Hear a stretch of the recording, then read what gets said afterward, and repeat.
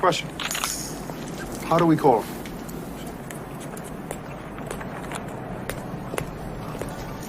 He gave us a signal.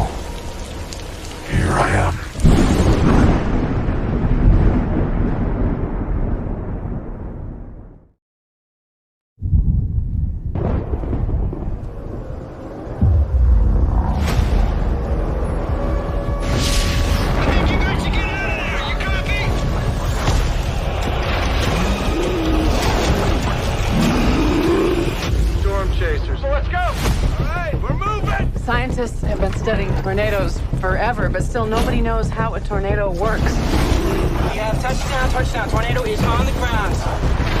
Woo-hoo! It's a wonder of nature, baby! These sensors take scientific measurements. You gotta get in front of the tornado and put it in the damage path. You've got to get further ahead of it. I know what I'm doing. Have you lost your nerve? Tighten your seatbelt. It's at 2 o'clock. It's heading this way. This storm's gonna be a lot bigger than we anticipated. Cow. I gotta go, Julia. We got cows. That was a good size twister. What was that, an F3? They're in the barricade! Is there an F5? No, you're too close! It's not gonna work! Get out of there! It's headed right for us! Get out, look out! Where'd you get all this beef? Did you see my cows out front? No. Oh.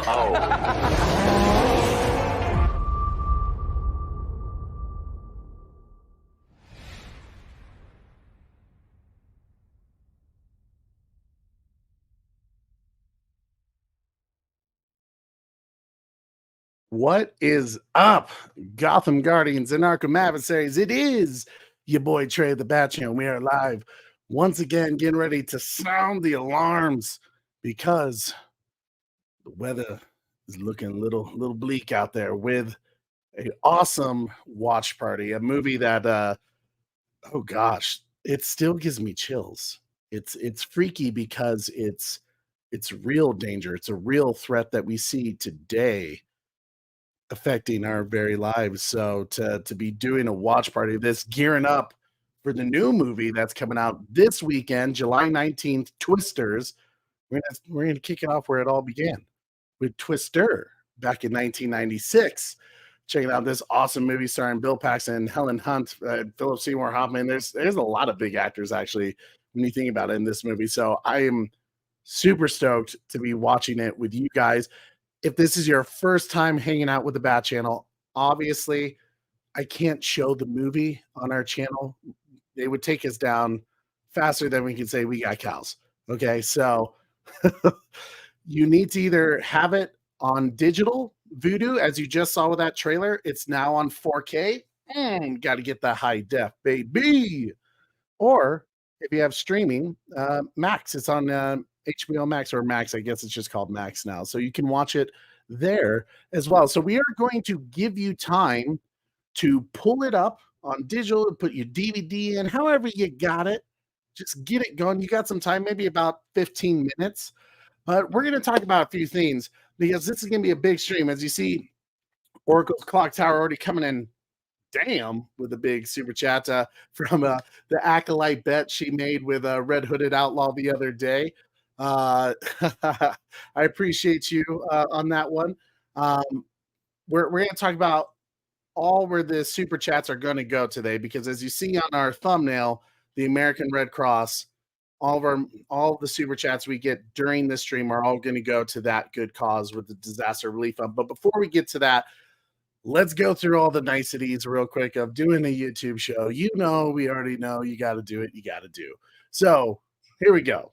As always, you know, if you want to get to know us a little further, see what else is going on in our lives, you guys can follow us on one of our social media pages like TikTok, Instagram, Twitter at _Bat Channel, or if you're still over on Facebook at Holy Bat Channel, depending on where you're at. It's just a great way to get to know us. DM us. Some of it you like to send us like articles about movie news and or like big entertainment things going on, you know, whether it's a trailer or a theory that you might have about some of the things that we review. That's a great way to do it right there with social media. Or if you want, you can, just tell us what's going on in your life. But it also helps us out so much, guys, when you smash that like, you share this video, subscribe if you haven't already, and hit that notification bell so you never miss an episode. Now, without further ado, I have to bring in the best co-host I could ever ask for. He's a man that he is ready to chase the storm. He's ready to dive in deep into it. You know, he feels it. He chases it. He doesn't face his fears. He rides them. If you feel it, chase it. Chase it. How you doing, big What is up, buddy? Man, I'm doing awesome. How about yourself today, bud? I'm good. It's been a busy day, I won't lie, but I'm happy to be here with y'all and to watch one of an iconic film. Dude, this is an all-time favorite film here. Such a great film. I can't tell you how many times we've watched this as little kids, especially since our dad is such a weather nerd and loves, tracking tornadoes and just weather in general. So we watched this numerous times growing up. This is going to be my third time watching Twister this year already. So I'm excited, man. Yeah, dude. I mean, it's when you think about a movie that we used to go to Universal Studios, right? Yep. Orlando.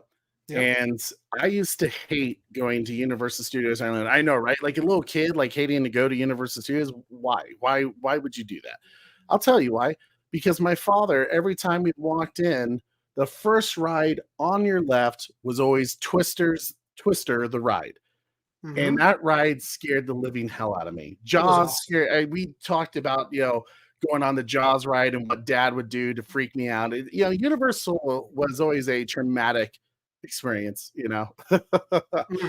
but it was some good experiences too. There's a lot of things that I recall because of that Twister ride. But we'll actually show you guys a clip in a little bit of what it was like to go on that ride. It's no longer there. I think something replaced it, Corey, and you figured it out. Yeah, it's that late night traveling through New York with Jimmy Fallon ride now, which what a waste of space, man. They should have just kept it Twister. But but here's how I see it.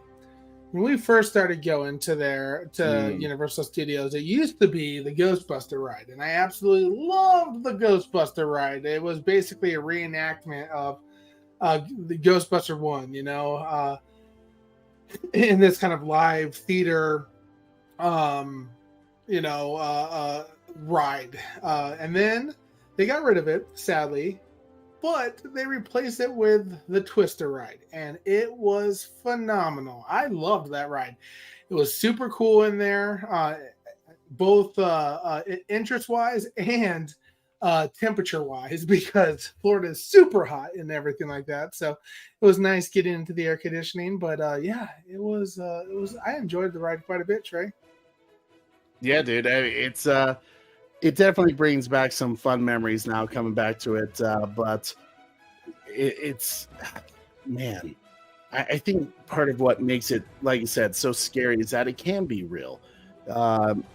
Twisters are a very real part of our lives, and which is why tonight's stream, because just what Oracle did here, all of our super chats are going to be going to the American Red Cross Disaster Relief Fund. This is a really big deal for us. trying to help out all those families that have been hurt by natural disasters, hurricanes, tornadoes. Man, Corey, this year especially has been insane for how many tornadoes there's already been. Right? Yeah, no, absolutely. Quite a few tornadoes just wreaking havoc all along the U.S. here right now. We even had some tornadoes go by through the hometown in Illinois not too long ago. So, yeah, I tell you what, I remember living in Illinois, and every first of the month on Tuesday at 10 o'clock, they always do the tornado alarm test. And just hearing that, that creepy, eerie, siren, man, it's still, it gives you chills. It gives you chills. And I think that's like, I think that's like most of our lifetime we've experienced hurricanes. But hurricanes are a little bit like, I don't know, I feel like they're easier. Yes, they do more destruction and everything like that, but you typically, have an idea of where the path's going to be. You can kind of make some changes and everything like that. And don't get me wrong, like I'm not downplaying hurricanes by any means. We lived in Florida during the 05, 06 years where we're, seeing Katrina maybe being in the route of Katrina and boarding up the windows every weekend and taking them down and boarding them right back up again. And I remember my senior year of high school, we didn't go to school much that year with so many days being, all right, no, there's no power. The hurricane came through and, wiped stuff out. So shout out to the twins and Jeremy for I had it set up where I'd go over to whichever house had the hurricane and spend the air conditioning still and spend the day over there. So I didn't suffer too much, but tornadoes are like that finger of God. Like they're this eerie thing. Yes, there's the warnings and the watches, but when it drops down, man, there's something about a tornado compared to any other real natural disaster that it has kind of like a spirit, and like evilness and mind of its own, like it's trying to take you out type vibes versus really the other things where it's like, oh, it just so happened to hit this. It takes a lifelike being type thing as tornadoes do. It's definitely a humbling thing, Right? It kind of puts us back in our place, humans being the dominant species of this earth, and it's kind of the one thing that just kind of reminds you, like, like, remember who's really in charge, and that's nature. It's kind of that little divine power of kind of the wrath thing that you think about it. It kind of has a mind of its own, right? It kind of takes that feeling to it. You never see miss this house, that house, to come after you. And I think that's why some of the people out there who are like really chasing these things, like Reed Timmer, man, like Reed Timmer. They always talk about like, hey, this is not a game. This is not for the thrill of it. Just like, yeah, well, it is a fun job, right? But it's like you're dealing with a terrifying force here, and we're doing it to educate and to learn more about these things to possibly save some lives. Dude, I tell you what, though, storm chasing's a whole nother level of kind of coolness. I know I mentioned it when I first got back from Illinois, but when we drove out there, like I said, Dad is an incredible, like, he loves person. He loves the science and the weather, the science behind the weather and everything like that. And he loves tracking storms. And when we drove out to Illinois, that's 1,400 miles, something like that. And we did not hit a single storm the entire way out in the middle of this crazy tornadic bad weather year. It was pretty impressive. Like when we were driving out there, when we hit Rapid City, that was the first place where we actually started to have like some rain. But Dad was like, okay, Corey, I see that there's 3-inch hail coming and 4-inch hail there. If you take this road right now and cut through, we can make it safely. So sure enough, I take this road and cut through the storm, and it was wild because then, you know, we split the gap and we got through the good part of the air, the kind of weathery area, and then we were trailing the storm on the south side. Now this road that we took ended up being like we didn't have. I had a little over half a tank of gas, and so I was thinking we're doing fine. He's like, we're going to take this highway 44, and sure enough, we're going down the highway and everything like that. And all of a sudden, I start seeing signs for Badlands National Park, and I'm like, oh, okay. So we start to, and then you're now entering Badlands National Park. I was like, oh my God, we're going through a national park right now.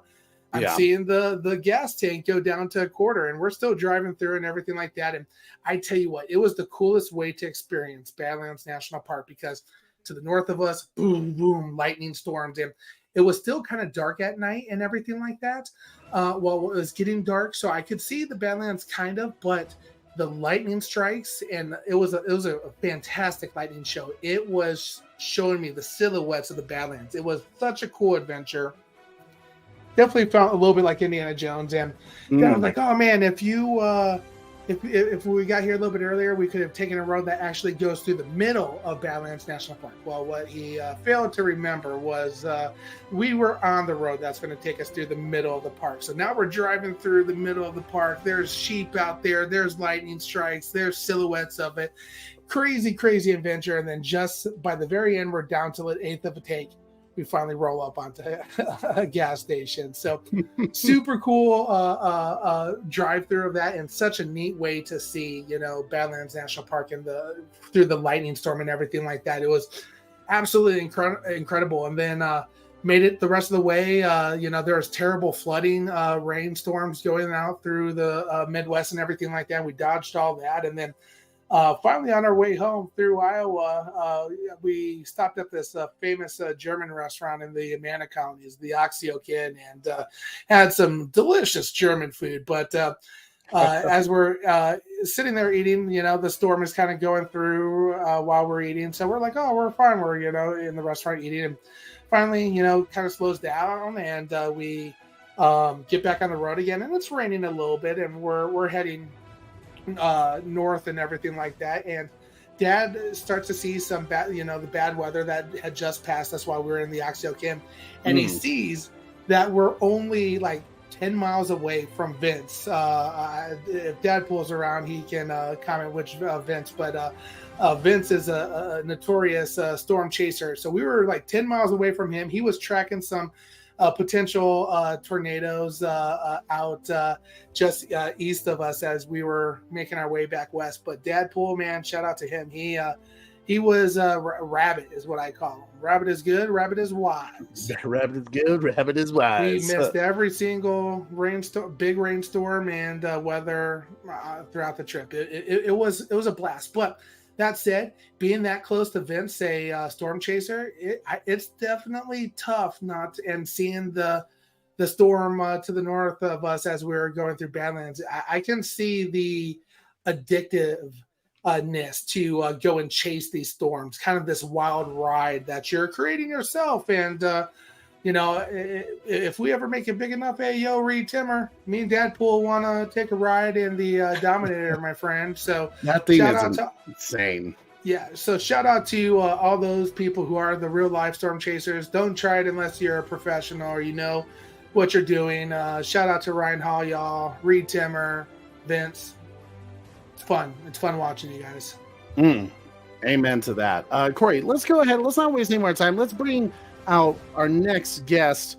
You've seen him here before on our show, and we love having him here because he always has some great insight, especially when it comes to filmmaking. But you know our boy, Lord Koj himself. What's up, buddy? Hey, what's up? Yo, I was liking that story, Corey. I was like, is there more of it? Shoot. Yeah. Oh, yeah. That should be a whole episode on the Super Road Corey channel. There we go. It was a fun trip, that's for sure, out to Illinois. It was Well, you know, we talked kind of a few times on the way out, and it was a blast. Like me and Dad had so much fun together. It can't wait to do it again. Nice. Yeah. And speaking again, thanks for having me back again. Hey, out of curiosity, I like being here. Have you ever seen Twister? In parts, I've only seen it on TV. Because 1996 was a happening year. That was the year Titanic came out. That's so true. As far as disaster movies, and there was also another movie called Tornado with Bruce Campbell and Ernie Hudson, you know, Ghostbusters, but no one remembers it. It's kind of whatever. But Twisters was up there, but that was a busy year. Oof. Yeah. Also, I was still on my run of rewatching Mortal Kombat again and again because that was 95. But yeah, I've seen Twisters in parts, so this will be the first time I see it as a whole. Because it's usually on before or after wrestling, and I see it a little bit on TV with commercial breaks. Yeah. So I'm looking forward to this. That's cool, dude. I'm excited that it'll kind of be, even though you probably things will look familiar, it'll be a full experience for you still. You'll kind of have a bit of a reaction to it, which is fun. Been decades since. Decades. But Corey, let's go ahead and thank Oracle's Clock Tower for this awesome $25 super chat, as promised from my acolyte bet. I appreciate you so much, Oracle. Corey, play a little something to say thank you to Oracle. This one's for you. Cow.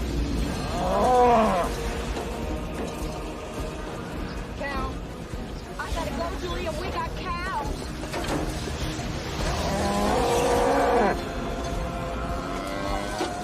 Another cow. Actually, I think that was the same one. Thank you so much. Of course, your $25 super chat will be going to the American Red Cross, which let's talk about the American Red Cross, because I feel like people should know a little bit about what they do. So first off, I'll play this quick little clip from the actual Twisters movie, because they are partnering together for many different things, for a disaster relief fund and also to donate blood, which I guess if you donate blood, they're actually doing like prizes and stuff. So you should definitely check that out on the American Red Cross. I think it's blood.org, something like that. So make sure you guys look into that to see what cool prizes you can get for helping save lives. But more importantly, with this being a Twister movie, I feel like we should focus on the disaster side of it. So here's this little inside clip from Twisters talking about donating to the Red Cross. We've never seen tornadoes like this before. We need your help. No, I don't chase anymore. Kate, we can save lives. Hi, I'm Daisy Edgar-Jones. And I'm Glenn Powell from the movie Twisters. This summer, both on-screen and off, we're partnering with the American Red Cross. The Red Cross provides help and hope for families in their darkest hour. Help people affected by disasters like tornadoes and countless other crises by making a gift to the American Red Cross Disaster Relief. Please visit redcross.org/twisters to make a gift today. So there's a lot that the American Red Cross does, especially when they respond to different disasters like tornadoes. Something I actually pulled from their website. Corey, if you could bring it up. So they say here how the Red Cross responds after a tornado. Tornado strikes quickly, leaving communities around the country devastated in their wake. In the aftermath of a severe storm or tornado, the American Red Cross provides many relief services, including shelter and feeding residents, distribute cleanup supplies such as shovels, rakes, tarps, and work gloves, conduct damage assessment of homes impacted by storms, provide mental health support, including counseling of families impacted by the storms and tips on self-care and how to cope with the aftermath. And then, of course, connecting loved ones separated after a storm via services like Safe and Well. So this just gives you a little bit of an idea of everything that they're involved in when a tornado hits a county or in this town. A lot goes on, right? Destruction of homes, destruction of property, families sometimes being ripped apart with loss of life. I mean, I think I don't know the number, Corey, but I believe we've already lost a few people this year to tornadoes, and which is why I actually wanted to show you guys this other chart just to give you an idea. This right here shows you all the tornadoes that have happened just this year. At least 1,346. A lot of them, of course, in Tornado Alley in the Midwest, definitely hitting a lot of Illinois, even a few here in my good state, Colorado. It's every year we're dealing with these types of disasters. So the fact that you guys are putting in your super chats like Oracle's Clock Tower and our boy Koj here, he didn't have to do that, but he's on the show and he's and 9 Lives in Hell here. And 9 Lives. See, you guys are already doing the good work. Coming in with that $10 super chat saying to help families. Corey, I know Koj is already with us, but first off, Koj, we love you. Thank you so much for helping out. Hey, Corey, can we play a little something to say thank you to our boy Koj? Oh, yeah. Let's see. This one is going to be for you, Koj. The Extreme.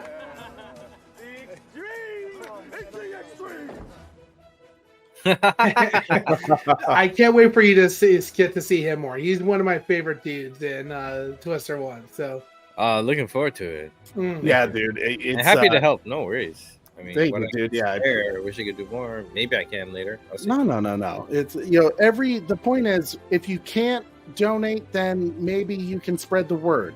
Spread the word about what they're doing. Sharing the stream to get people's eyes on it, not for us, but for the American Red Cross Disaster Relief, because we want to let those know, especially we have family who live in the Midwest who have dealt with tornadoes this year, and we're trying to help out everybody.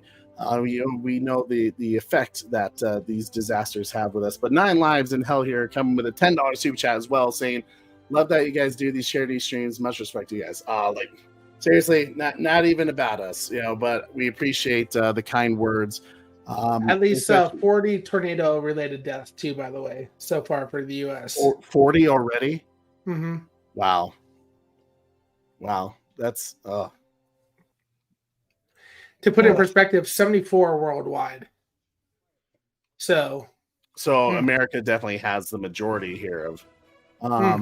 Corey, can you play 9 Lives a little some to say thank you so much for donating to the American Red Cross? And guys, if replay crew, if you are watching this and you're like, oh man, I'm sad that I missed this stream, I have the actual link to the Red Cross American Red Cross Disaster Relief Fund in the chat, in the description, so that way you can click on it, actually donate directly to them, because Corey and I, once YouTube gives us whatever they take their cut out, we put it right back into the disaster relief fund and then cover the cost of whatever YouTube took out, because they're silly like that.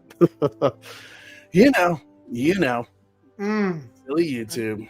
I'm trying to debate on which one I want to do. I think we gotta do this one again for my boy. The suck zone. It's the point, basically, at which the twister sucks you up. Sucks you up.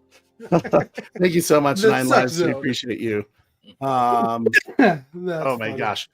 So Corey, let's go ahead. Let's play this quick clip about how the Red Cross responds in particular. They're going to go into a little bit of a deeper dive of how they do some disasters. And then let us know in the chat if you're ready to go for our Twister watch party. You have your movie ready to play. Let us know if you guys are ready to go. We're playing which one, Craig? This one, I'll get it. Yep. When natural disasters like Hurricane Katrina or Sandy happen, Red Cross emergency response vehicles and volunteers make the news. But rarely shown is the fact that on average, Red Cross workers help a family affected by a home fire or other disaster 180 times a day. The Red Cross is there for nearly 64,000 disasters per year throughout the U.S., helping people like Gene Welsh of Sioux Falls, South Dakota. A smoke alarm installed by the Red Cross saved Gene's life, going off just in time for him to escape only moments before flames engulfed his house. The Red Cross helps people like Gene and communities all across the U.S., maybe even people you know. Generous donors make this work possible. Donor gifts enable the American Red Cross to sustain a strong nationwide infrastructure comprised of local offices, robust training, integrated IT and communication systems, a fleet of response vehicles, warehouses stocked with shelter and relief supplies, and partners to help mobilize to support one family or 100,000 families. The Red Cross also relies on a network of 330,000 volunteers in communities throughout the country who respond night and day, answering the call for help. So when you hear stories about people like Gene Welsh, You may realize that the Red Cross is your Red Cross too, a local charity staffed and supported by your neighbors, making a difference every day in your own community. You can make a difference in your community too. To join the mission to help people affected by disasters, big and small, visit redcross.org/give. Yeah, they do some good work. Now, Koj, have you ever been to Universal Studios Orlando? No, just the one I hear in Hollywood. Okay. The Hollywood one, or I know for a Hollywood fact they didn't have the Twister ride there, but it was a lot like I think they had Backdraft there. It's very similar, where it was kind of a set that you went on. Yeah, I think we had that one. Yeah. Yeah, Backdraft. I want to give you guys an idea of what we have the set for it. I want to give you guys an idea of what the Twister ride was like. So I actually found a YouTuber who had a really great video. I felt like it kind of took me back and honestly scared the shit out of me a little bit rewatching it. But it's from Attractions Magazine YouTube channel. Corey, can you pull up their video real quick to share? Yeah, let me do that. And then while I'm doing that, if you want to give a shout out to Kaiju Crazy Craig Roman for a $5. Kaiju Crazy Craig, my man, coming in with that $5 super chat saying, "We are the extreme." I appreciate you, dude. Thank you so much. That will be going to the American Red Cross Disaster Relief Fund. We appreciate you, brother. And here's a little sum to say thank you. We got twins! Twins! Whoa. Actually, we also had Jaws, and I think it was Jaws, and we had the Earthquake one. Oh yeah, because you had the tour, right? The Universal Studios backlot tour. Yeah, I like the Jaws one. That was great. Yeah. Are we playing the whole thing or where you started it? Play the whole thing. I don't know why I kept starting it there, but yeah. Cool. All right, let me present. All right, guys. So here was the original Twisters, right? Do we know when, Corey, it closed to the Jimmy Kimmel thing? Oh gosh, I think probably 10 plus years ago.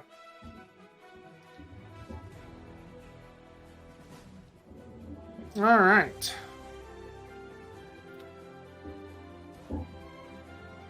Oh wait, here we go. Let's see here.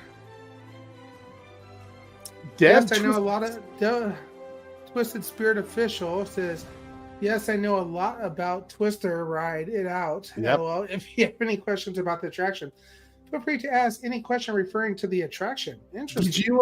Did you work on it, or did you work at Universal Studios Orlando, Dev? Out of curiosity, that's really cool, though. By the way. Whoa! And look, that was a pretty good guess by me. I said 10 years ago, so he said 2015. Oh, yeah. Hey. The brother asked how much did the ride cost, and he said $16 million.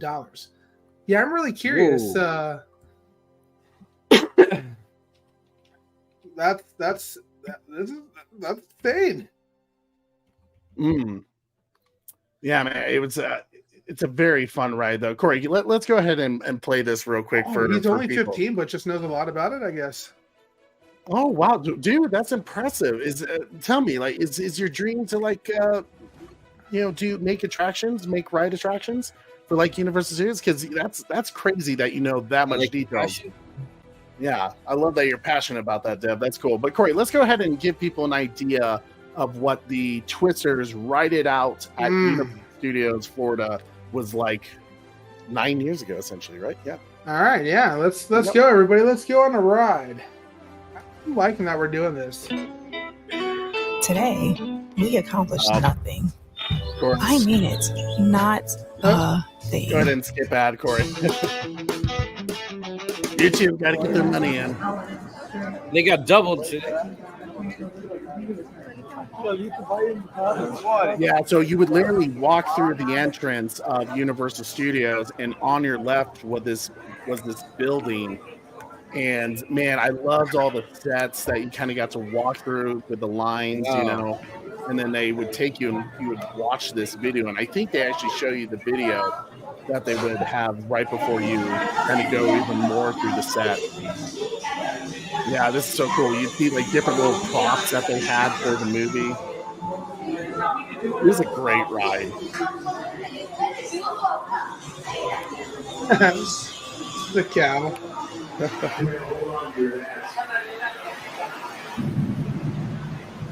I'm curious what the ride was like.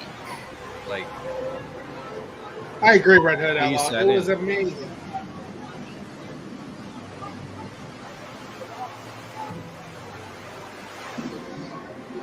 Dorothy.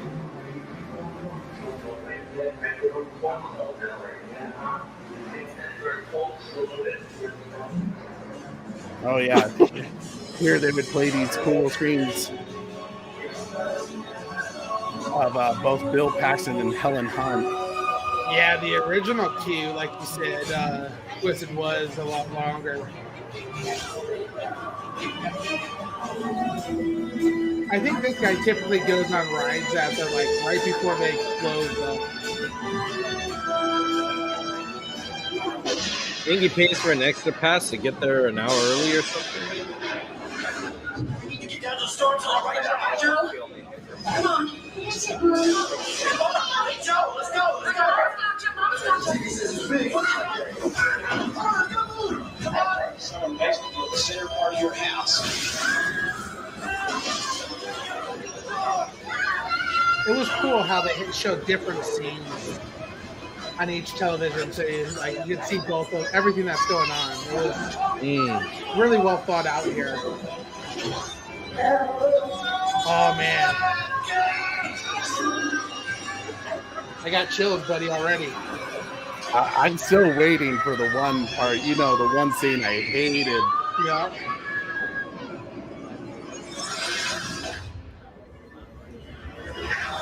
I love how it tells a little information about the Twister too.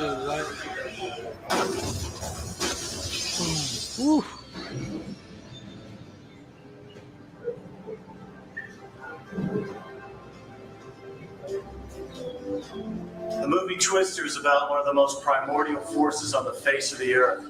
A force so powerful, so concentrated, it can rip the asphalt off a 6-lane highway. It can hurl a freight train hundreds of yards from its tracks. It can even destroy an entire town. At the same time, a tornado is one of the most awe-inspiring sights one can witness in nature, full of majesty and mystery. I'm Bill Paxton. I play a storm chaser determined to confront that mystery by getting as close as possible to a raging twister. And I'm Helen Hunt. I can tell you that when we agreed to make Twister, we had no idea what we'd signed up for. Because awesome as these storms are, they're also unpredictable. Appearing from nowhere, turning on you in a second, leaving no place to hide. Twister's about the coming of a once-in-a-lifetime monster tornado, what they call an F5. Bill and I played scientists willing to bet our lives for a chance to study the innermost secrets of that tornado. Okay, let's move out, people. Let's go. It's heading this way. They call F5 tornadoes the finger of God. Few have stared one in the face and survived to tell the tale. Winds up to 300 miles per hour. They are the most severe storm known to mankind.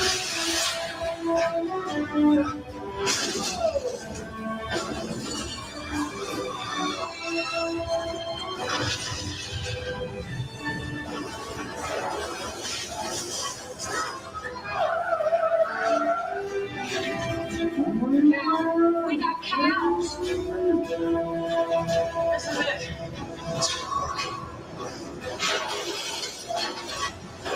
We're going!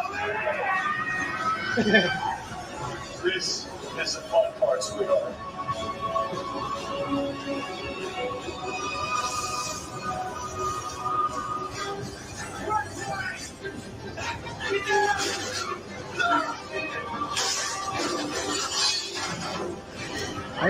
Yeah.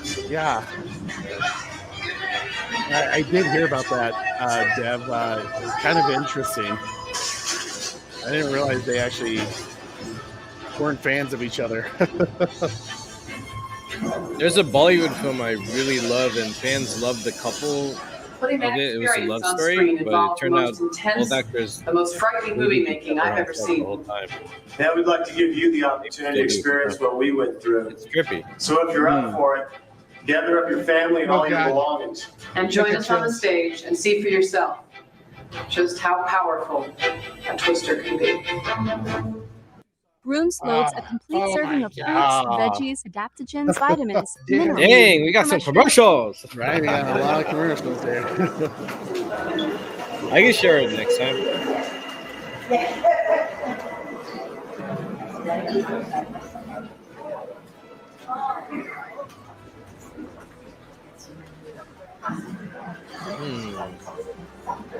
So when you're walking through the scene, you can hear like people crying, like a cow meowing. You know, it really. I used to think that they actually turned down the temperature in this thing because you would always feel chill. It was cold. Yeah, the chill. You know. Hey Trey, do you know who made the music for the Twister? Mark Mancina. Well, there was a lot of people that worked on this one. Eddie Van Halen was one of them. But yeah, Mark Mancina was the main composer. But there's quite a few people who helped out on it. The music, yep. Oh, it makes me cringe already.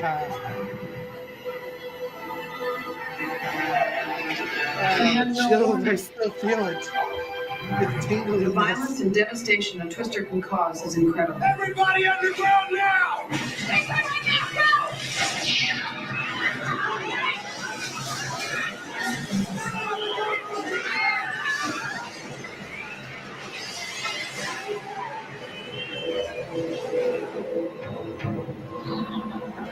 They wrecked 7 square blocks of Waukeeta, Oklahoma, so it looked just like 1990 when a twister destroyed houses outside of town.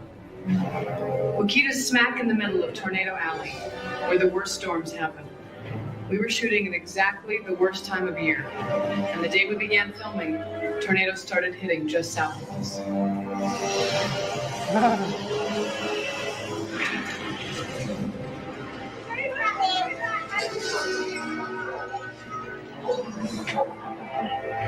Scientists call tornadoes severe storms, but that doesn't begin to describe what they can be like. But what it took to put that experience on the screen. Twister was an extreme filmmaking experience from start to finish. We were staging things that had never been tried. It was exciting and dangerous. Back in those days, there was more visual effects, not special effects. Visual effects are the physical ones that you do. Special effects is all the CGI stuff. They brought in a commercial jet engine to hit us with 100-mile-per-hour winds. They had 20 refrigerated semi-trucks full of 400-pound blocks of ice that they chipped and blasted right at us. This was part, Corey, where you and I were really hoping that they use this same type of special effects, physical effects for this, for the Twisters movie coming out this weekend. It's up to the actors to make it come If you haven't gotten your tickets, get your tickets. I got mine, and the theater was pretty much sold out. And it was a real challenge to do our work because of all the incredible chaos of the shoot. This is crazy for that! You can't help it. The role gets to you. At a certain point, you can't tell the difference between the movie and reality. You start believing the Twister is not just a weather condition. It takes on a life of its own, becoming an entity, a demon spirit, a devouring colossus bent on destruction. By the end, there's only one thing you can do. Don't say it. Hold on for your life. I still don't like it. All right, people, move it. No matter how many freaking times I knew that was coming, I would always jump. And I still I could feel my bones. Oh, no.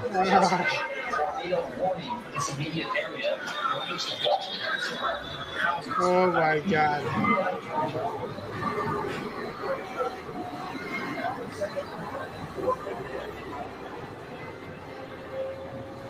So yeah, they would put you on basically, it was kind of these standing levels.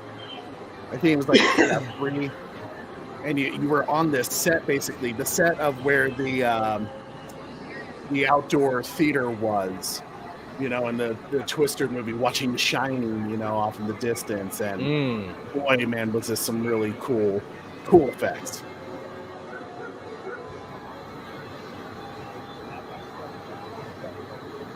The Shining playing over in the background.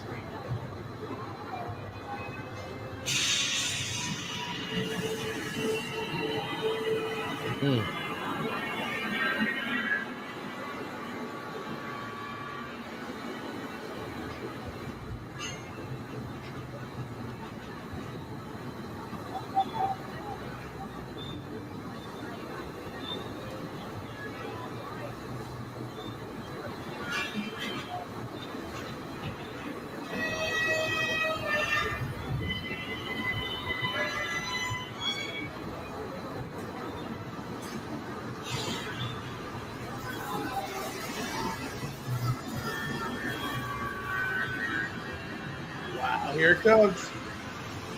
The greenness of the skies. We've gone green.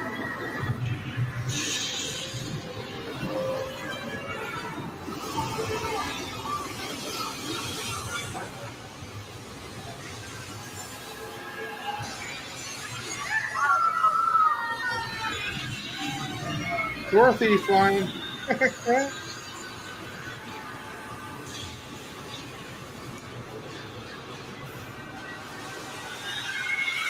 Oh, yeah. Oh, yeah. Man, and gosh, I must have been like 6 years old, 7 years old on this ride. Wow. And Corey would press me up against the railing as I was like holding on for dear life, thinking this thing was real. Even though I've survived it multiple times, here I am like, not this time, not this time. Oh yeah.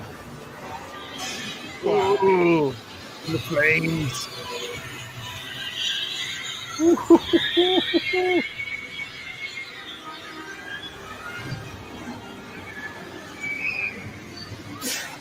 Wow. Oh yeah. Oh. Thank you for surviving Twister. Thank you for surviving Twister. So yeah, they would have this the little explosion happen. You would feel the ground drop beneath you, and oh god, that would still freak me out. Wow. I remember there was one time, Corey. Do you remember the one time we went on the ride? It was one of our last times, but one of the last times we went on the ride, it never dropped. They were having technical malfunctions. Nice. Well, who's this guy? What's this guy's channel? It was something like Write it out. Attractions Magazine. So thank you, Attractions Magazine, for letting us showcase that. Give them a follow and a subscribe. Because what a cool ride, man. That was some tons of fun, man. Like I said, you only got like a couple more minutes. You gotta let us know if you guys are ready to watch. They're ready. But the thing that I wanted to bring up here too, Trevor H, he says, "Hold on for your lives. I'm feeling it, so let's chase it." $10 super chat from Trevor H. So you know which one we're gonna play for him. You absolutely know. If you feel it, chase it! I said if you feel it, chase it! If you feel it. If you feel it. So I do want to mention a few other things too. They really threw ice at them. During your guys' free time, feel free to search up Roblox Twister, write it out. Filmed by Goodness Entertainment 1 year ago and has 3.5 thousand views. That was built by him, Dev, and his friends. So wow, that's really cool. Put it in the chat, my friend. Yeah, we'll definitely, maybe after the week, because we'll get that started here pretty soon. I don't want people up too late. Right. Cameron says, no, scientists call thunderstorms that tornadoes come from severe storms. That same applies to thunderstorms, which create direcos. I'm going to butcher that. So, yeah, man. Very looks like people are getting pretty excited. What's up, Wicked? Cool. So people are pretty much ready to go on this? Okay, so the Corey, before we main begin, showroom with 35 miles per hour, and he said every show costs roughly $1,200. Whoa! Whoa! Dang. Holy cow. I That's mean, well, wild. hey, it's Universal Studios, and the amount for the tickets, they probably made all that up just by 10 people walking through. He said that green tornado was one of the first IMAX screens that used in Central Florida. Wow. Wow. That's crazy. Thank So, you for Corey, all this Larry, knowledge. thanks for joining us. Now that what's up, Larry? Now that we're pretty much ready to begin, remember all the super chats that we get during this stream are all going to go to the American Red Cross Disaster Relief Fund that the movie Twisters that's coming out this weekend is partnering up with. So keep that in mind. Shout out to Oracle's Clock Tower, KJ, Thank Nine you. Lives in Hell here, Kaiju Crazy, Craig Rowland, and Trevor H for already Yes. donating. We really You guys appreciate are you the guys. best. So, Corey, I already have my popcorn, but All right. before we begin our actual movies, I found something that I think you're going to be a little jealous. You Not found that it? I wanted to make you a little jealous, You found it? but I already know what you're going to do. Yes, you found it. ladies and gentlemen, Yay. this was the official Universal Studios Florida Twisters Write It Out Cup that Did they you had. just find one, or did you find a few of them? I found the Men in Black ones, but I only found one of the Twister one. Nice. That is cool. So when I saw it, Yeah. Push it I up had to again, get man. it That ready. thing was awesome, dude. It is. Yeah, let's and admire it. surprisingly, it's That still thing held up deserves a pretty well. crazy straw because that's crazy. Yes. It needs a little, a little spiral straw. Keep Yeah, it. yeah, it's got that spin going on. Yeah, so cool. But I filled it up with some Pepsi because you got to use the Pepsi cans. It probably makes the flavor better, It's always swishing when it comes down. Yeah. Oh, I didn't think about that. That's kind of an interesting thought. Right. All right, guys. Are we ready to go? We want to finally do this. Get into. We're some ready, Twister? Trey. All right. We're ready. So, guys, like I said, hopefully you have it pulled up. Either it's DVD, digital, Blu-ray, or the new 4K that just became available, or if you're streaming it on Max. Hopefully you guys have it ready to go on 00, and here we go. Coming down in 3, 2, 1, play.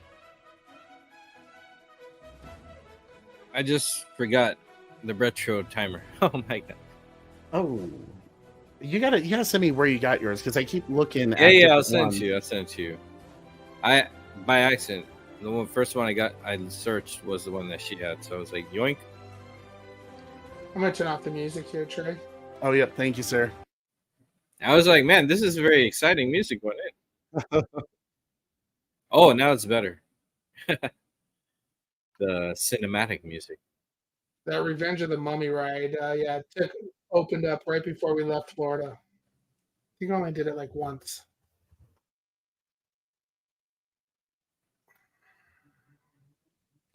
I used to be the King Kong. Yeah, the I love the King Kong one. Are you talking about the confrontation? Yeah. Oh, yeah. See, that was another opportunity Oh, my father would like to take to act like he was going to throw me over the trolley. Oh, I like how that one smelled like New York too. Like it, just smelled like kind of gross. We're just like throw the trash in. We're good.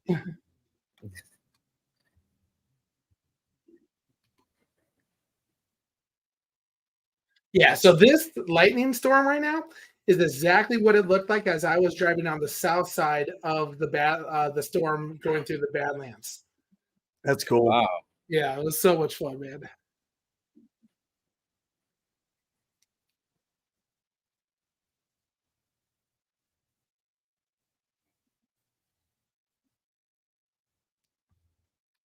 Hey, Burger, we just started Twister.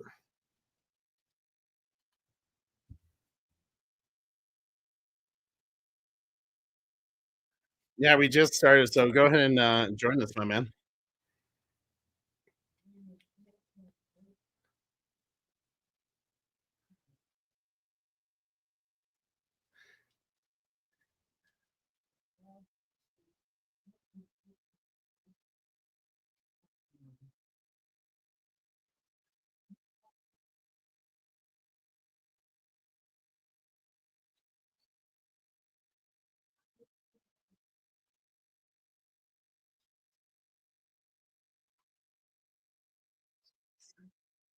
Same.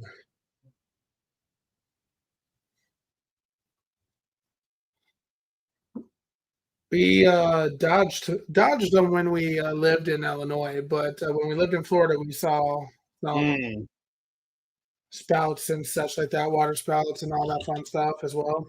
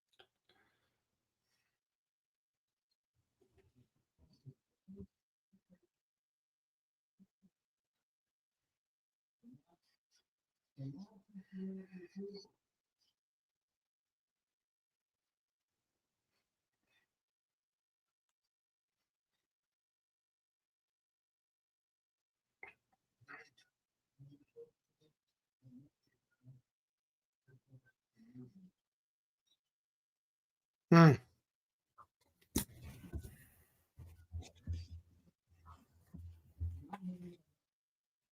Ooh.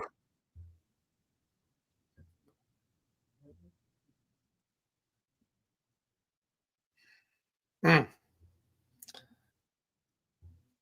It was Steven Spielberg's idea to let the dad die in this scene here. Give it a little bit of Disney. There's, someone's got to die to propel. Well, he the wanted to establish how dangerous tornadoes can be, and then obviously, potentially the reason why Joe has this obsession with them.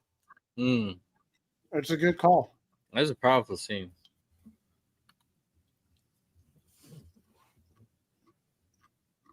'90s CGI.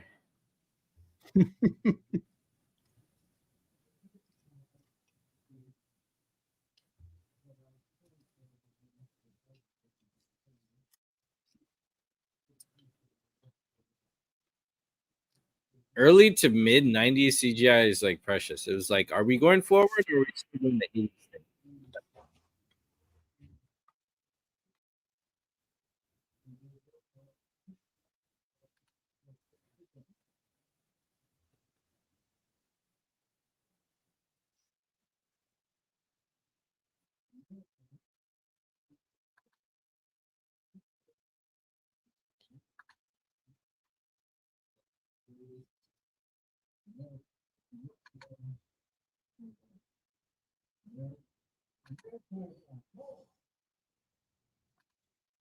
Right.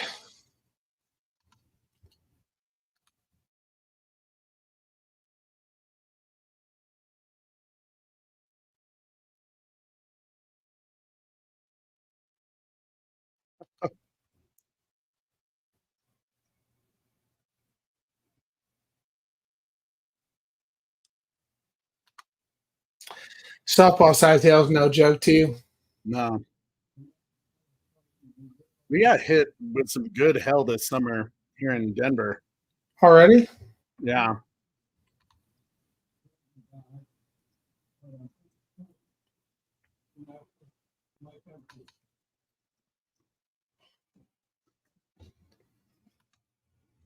The type of hail that makes it look like it snowed.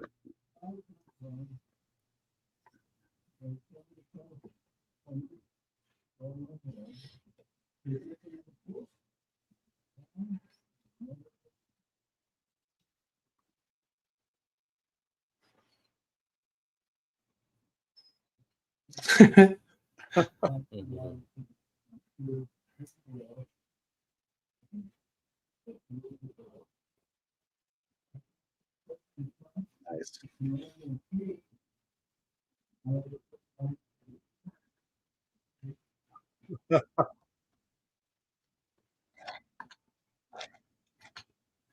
Came over, man. Came over.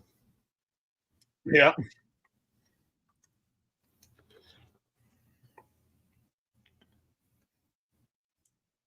There's Dad Rabbit. You guys seen all these actors so young after Right. time? That's a crazy Wicked. Crazy.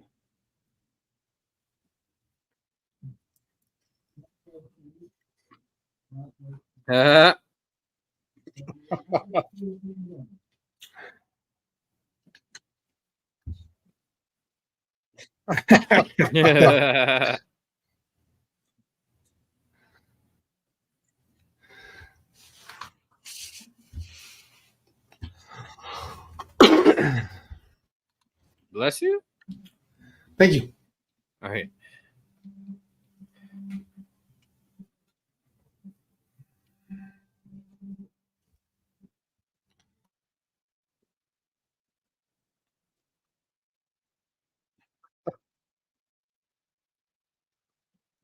You are the way you are.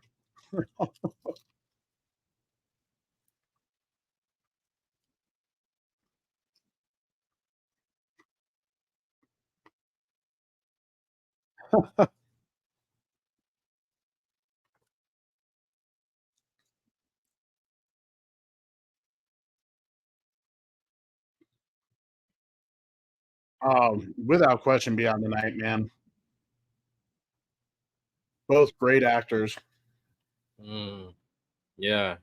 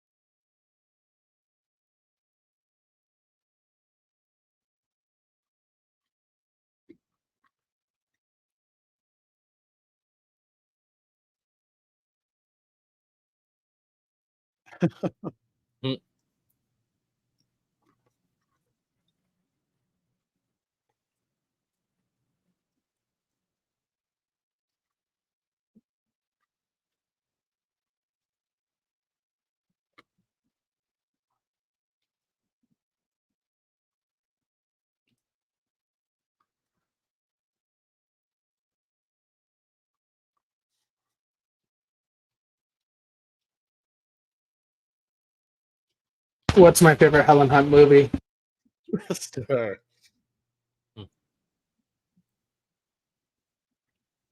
She's a good actress.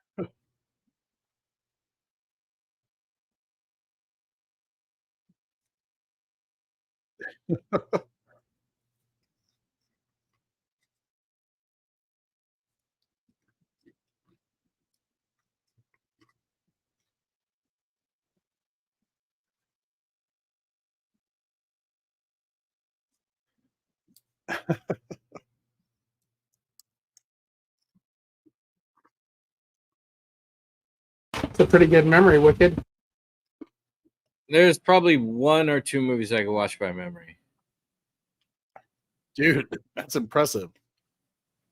It's obsessive on my end. I would record my favorite movies on cassette back in the day, and I would listen to it on my Discman. No, Walkman. Sorry, Discman's a CD.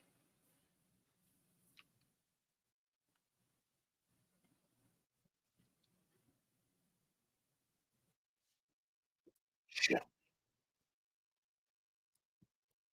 This is where I feel like Michael Crichton really kind of comes in because he helped write this movie.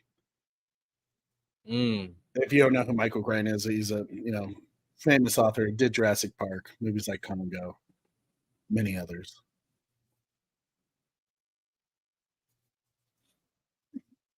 It's cool because it's like Warner Brothers, so they put Wizard of Oz on there.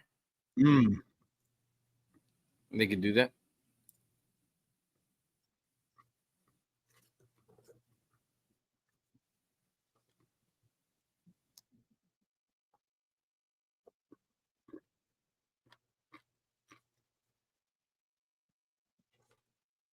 So I looked up some things about the Twister movie, and one thing that I thought was interesting was that Tom Hanks was actually the original choice for the role of Bill Harding. Wow, they didn't go that route. Yeah, Tom Hanks actually read the lines with the cast. Even chose the wardrobe that Bill Paxton's wearing right now. His outfit looks a little Tom Hanksy. Right. I guess he dropped out though during pre-production because he didn't feel like he was right for the role. That he didn't have that Southern flair enough. And during this time, what else was going on? Apollo 13. So he helped Bill get this role. Interesting. But I heard that they were all looking at like Michael Keaton, Kurt Russell, Val Kilmer, Nicolas Cage. How different this movie would have been if it wasn't Bill Paxton, man. What if it was Nicolas Cage? I was thinking Dennis Quaid, Mel Gibson, Bruce Willis. I think I said John Cusack. Bruce Willis. Yeah, Michael Keaton though was the one that really kind of surprised me.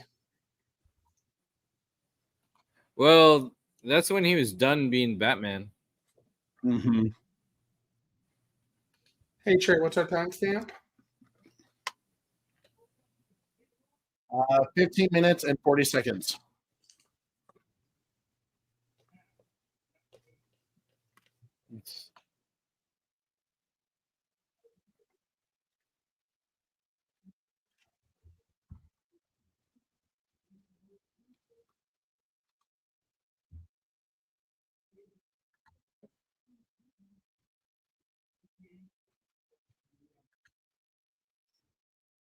Now the Van Halen, you said? Yep.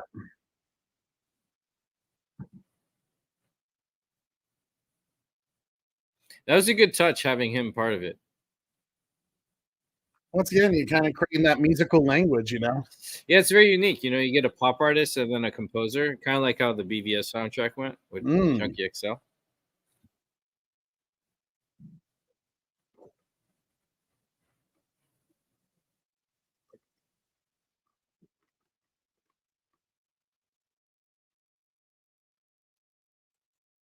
Shoot, even back then, the Mortal Kombat soundtrack, George S. Clinton did the score, but Buckethead was providing the guitars.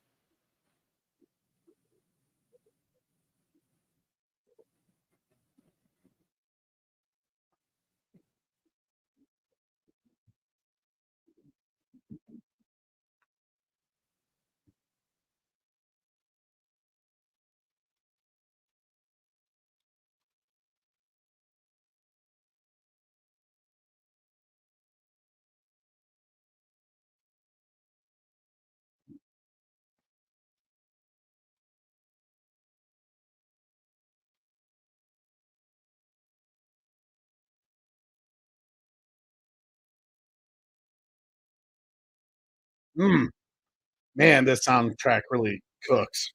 It does.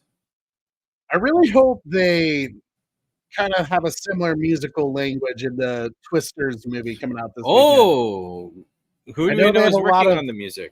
artists that made a lot of songs for the movie, but I want a little bit of this soundtrack, you know. You know what I would like to see someday? The extended cut of Twister, because supposedly Carrie Ellis had tons of scenes in this movie, but No a lot of way. it was cut out in post production. I like Carrie.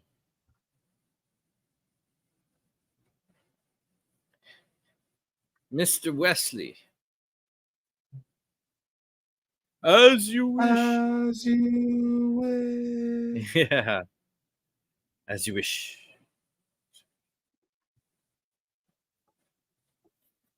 I love The Princess Bride. It's a goodie. It's a classic. It was an indie film too.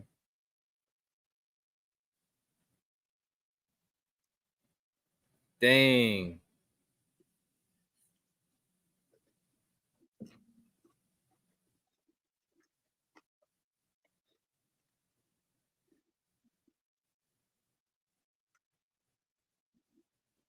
Is that a key to use the bathroom?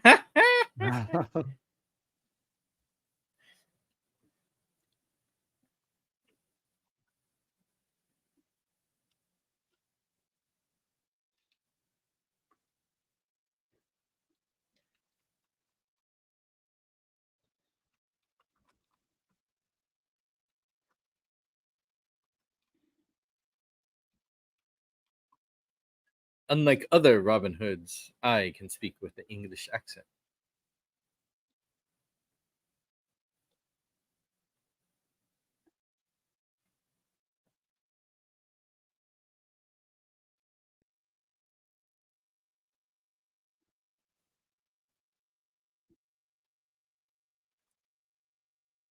What's your malfunction, man? I like that.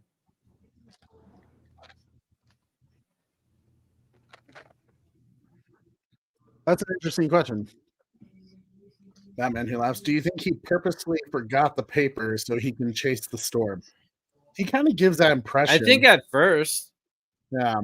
But in the long run, no.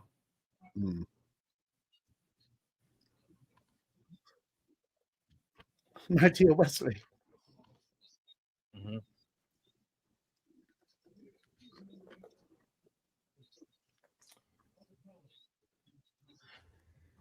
Yeah, Beyond the Night. He was one. I was like, it'd be cool if it was either. If that's what I said at first, but Carrie Ellis, his character dies in this film, and then I was like, maybe it would be, Joe's and their kid is who I thought maybe Glenn Powell might be. Sorry, spoiler alert.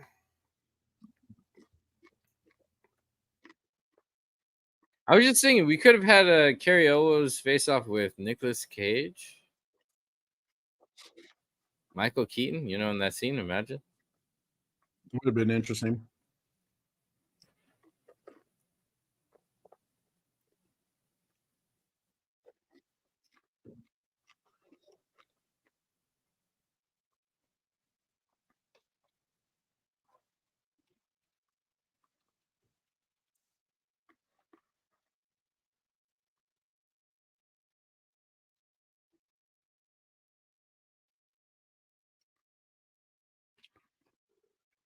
Yeah, look at that. Nailed it. I wonder if they put a filter on a little bit to make the sky have that greenish color, because that's what it looks like to me. Yeah, you always hear that when a tornado is coming or when the weather is right for it, that the sky turns green, and that sounds weird until you see it and you're like, yeah, there's something off about it.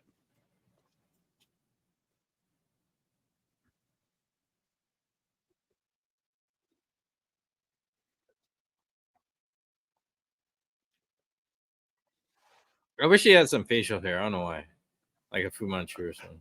Is that because of Rebel Moon? Maybe. I can't wait for the director's cut. It's gonna be good. Coming in August. We'll do watch parties. Woo! I like those.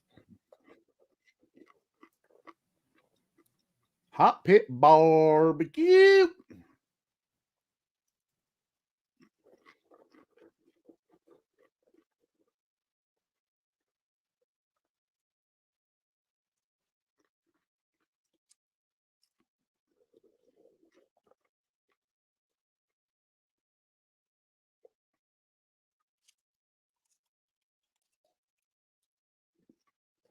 It's like he's feeling his true calling. Oh, see, and then here we go. They're commentating on his senses.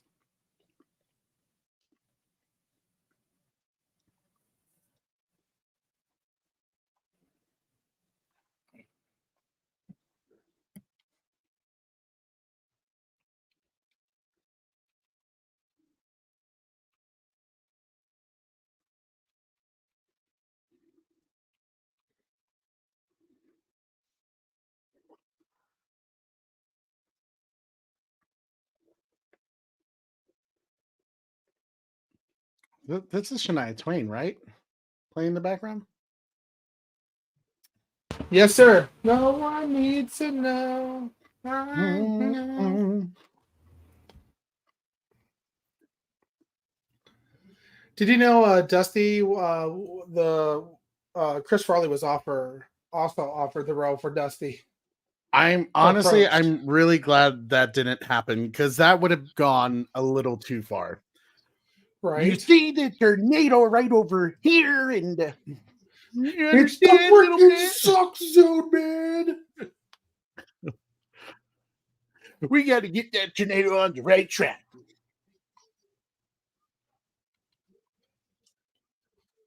I agree. The Van Halen sounds great.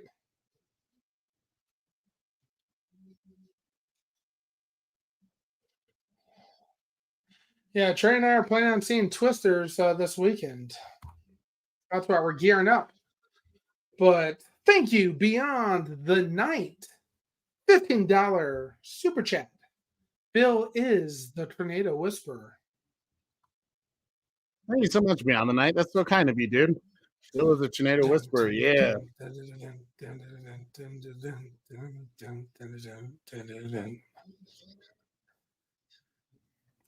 Dude, I want an RV like that someday, and I'm going to call it the barn burner as well. Like one of those like school bus camper RV type looking things.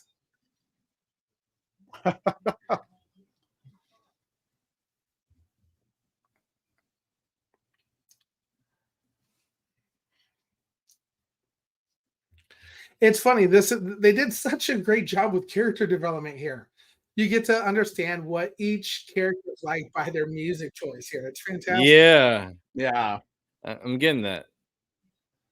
It's music can define a lot of us. The type of music you listen to, you kind of get an idea of who the person is. Right. In pro wrestling, it's not just an entrance theme, it's your character's identity as a thematic everything for wins and how you carry yourself.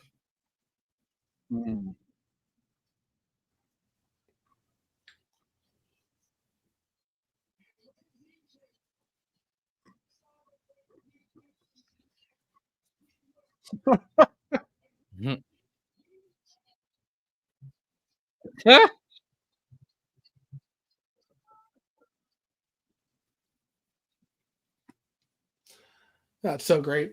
All right, now sounds like a good time for recognizing Beyond the Night with this $15 donation. This one is for you, Beyond the Night. Thanks, bro. We crave sustenance. Guys, we are not invading my aunt. Food. Food! Hey, we're absolutely not going. Food. Food. Food.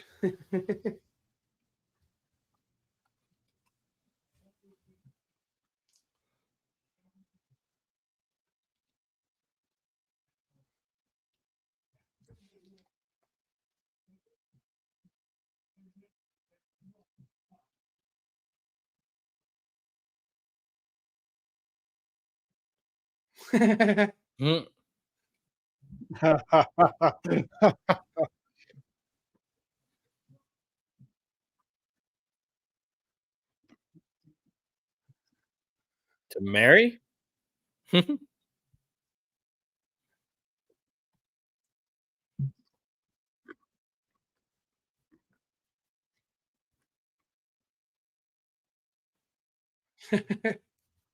Hmm.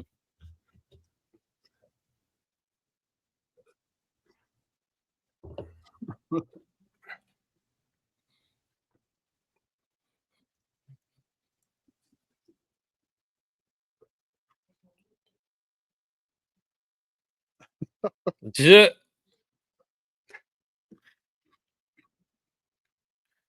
Probably not used to the roads. You're caught in the moment. Are they hearing that conversation? Yeah. I missed that. I had a BRB earlier.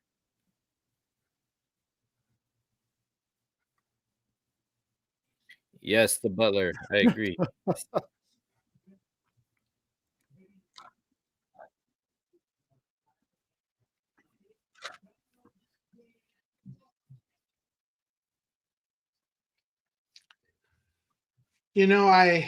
I don't know if I mentioned this. I may have, but I know CGI has advanced over the years, but I hope they don't completely use CGI in Twisters. I hope they still pay respect to the to the original Twister in the sense of throwing real life, you know, thousands, tens of thousands of pounds of ice at them and everything like that. So I agree.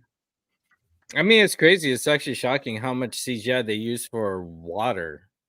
And they right. could just use a pool system, and they actually don't. They use water the least. It's a lot of CGI water in almost everything.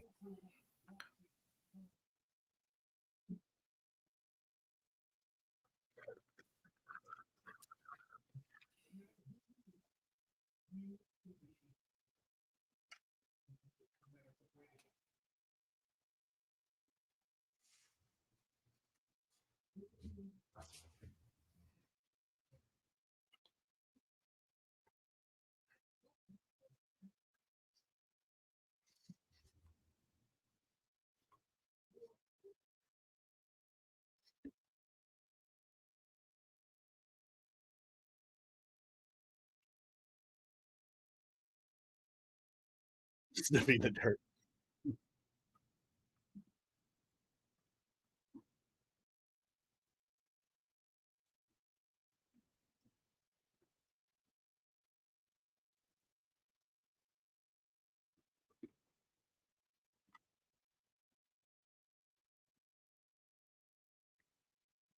Damn right, Brogu.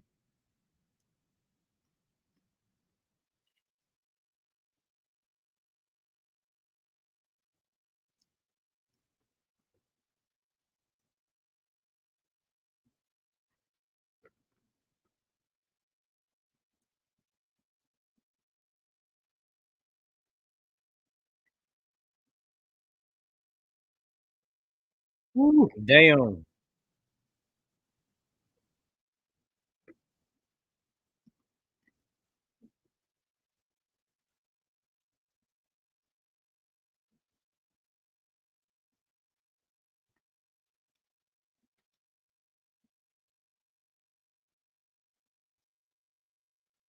Ah.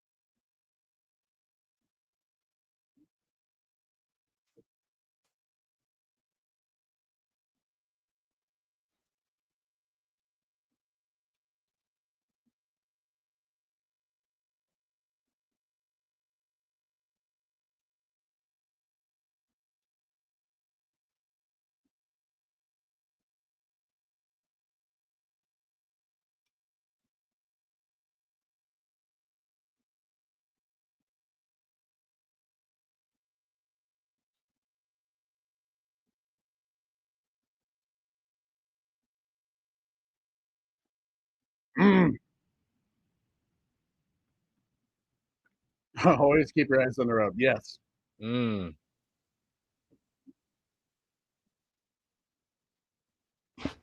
Yeah, probably F1, maybe an F2. But nowadays the scale has changed. It's EF, so probably in the EF world, probably EF1. Especially since they have an EF0 scale, just standard EF. Hmm.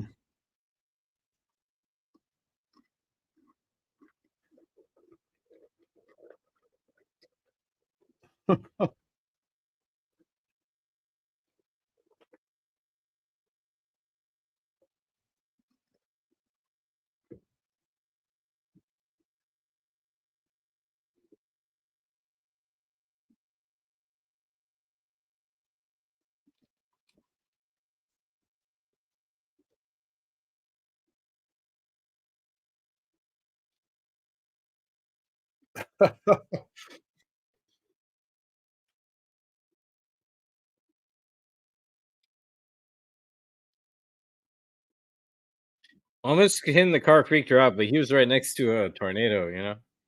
Crazy.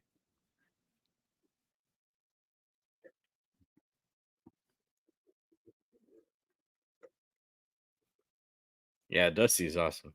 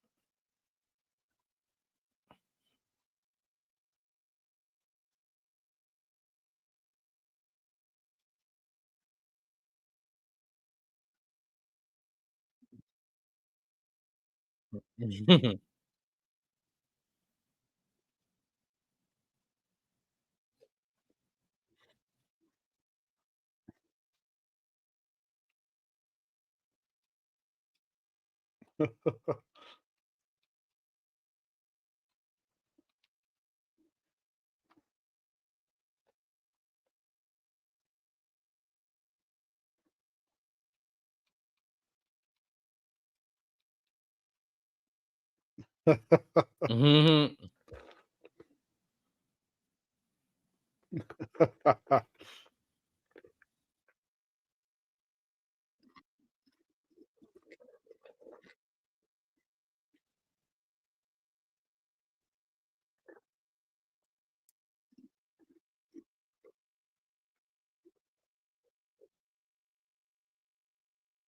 If you drive a truck, you should have some type of radio in it. Mm.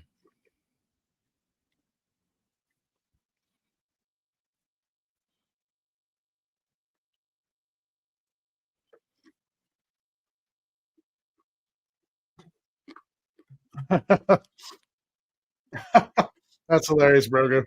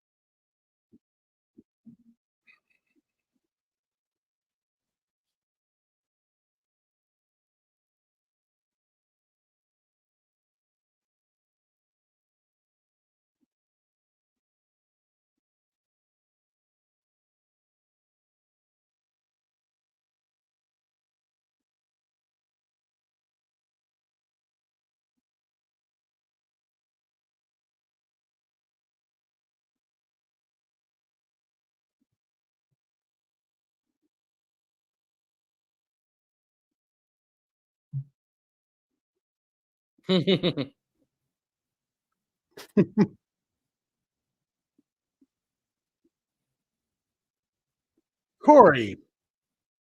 That dude who just was on the radio. Yeah, he looked familiar. Is he from George of the Jungle?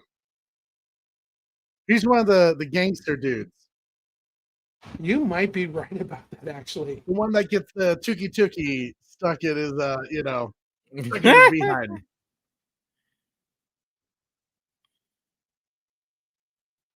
That guy's familiar too. I don't know where.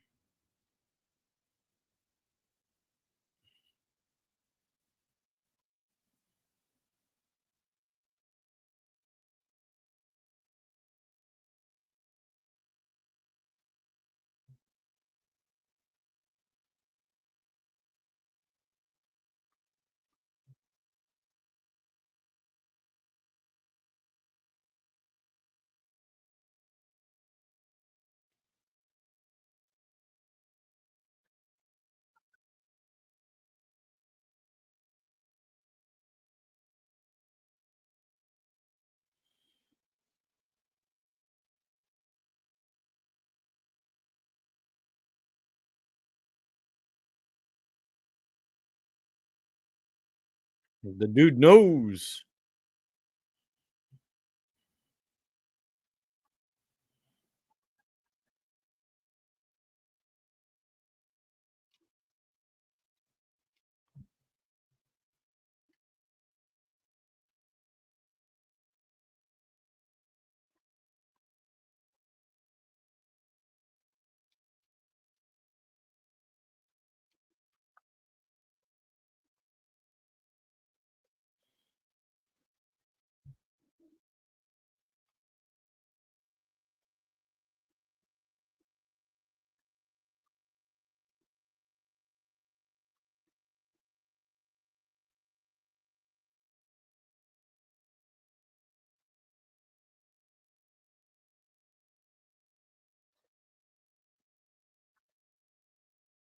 Mm.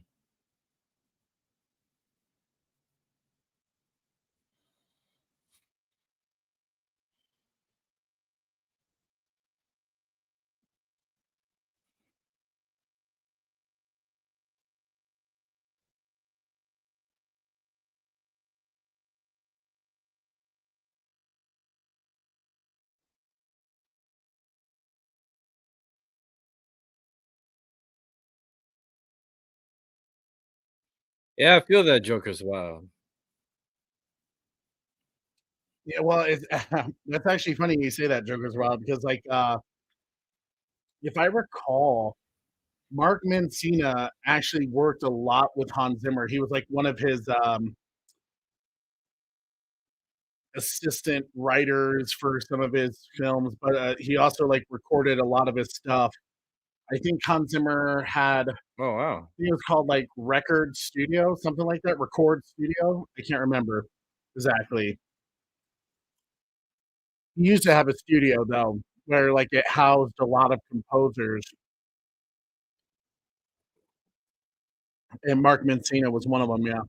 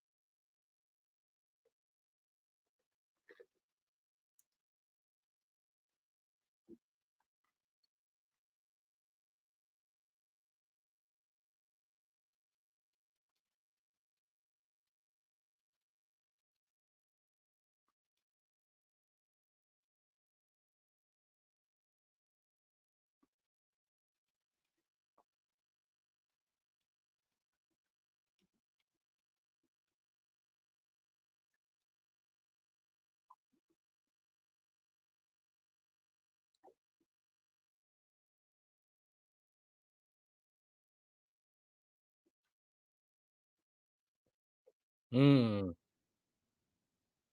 Yeah.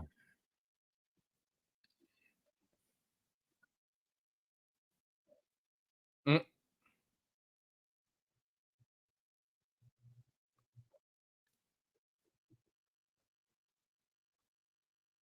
Mm.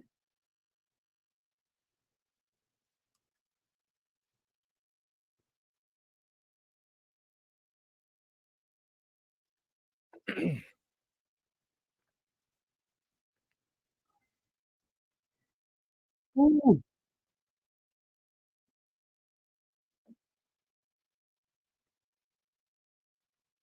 It has a screeching sound.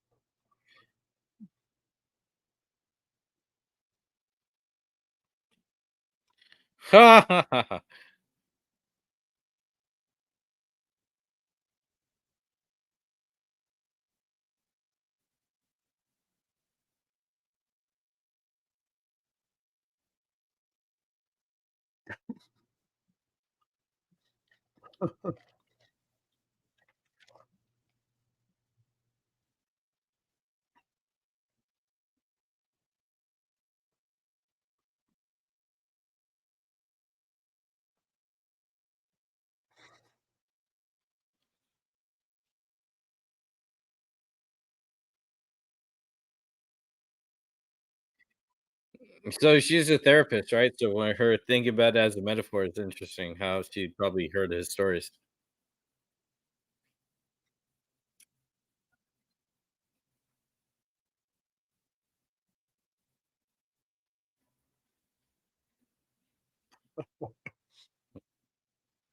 Red meat. We crave Mhm. sustenance. Food. Food. Food. Food. Food.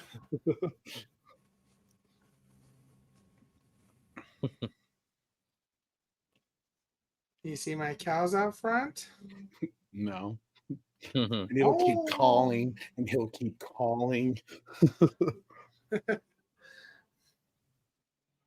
Ferris Bueller.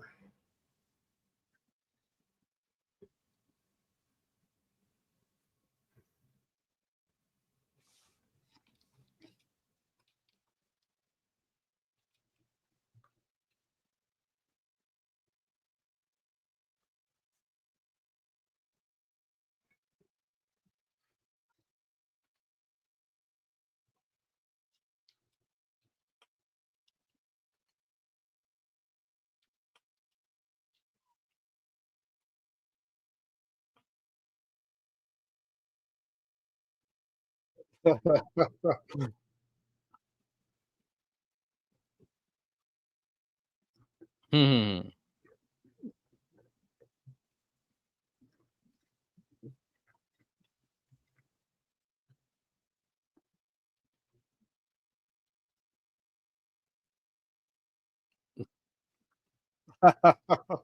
Mhm.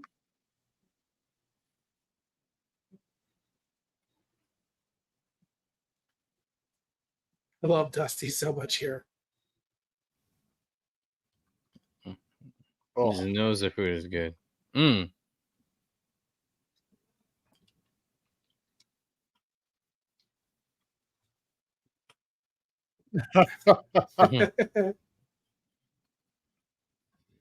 Yep, that's Ferris Bueller's best buddy there. Cameron. Oh. Corey, watching this has made me miss Wyoming, my man. Dude, the Oxio Kin, their gravy is practically a food group, bro. So Where? good. Where it's at? Oxio Kin on the trip out with Dad. Stopped there twice with the German food. Mm. Mm. Dang, I want to eat now. Yeah, I'm getting hungry. I want steak. Yeah, Steak I and want eggs, steak and big mashed time. potatoes, baby. Oh. Mm. Popcorn just won't do no more. I want steak. Wonder why. I'm just kidding. Hey, why? Give me a steak. Wonder Wife, if you're watching, you know what to do. No, steak and eggs are so good.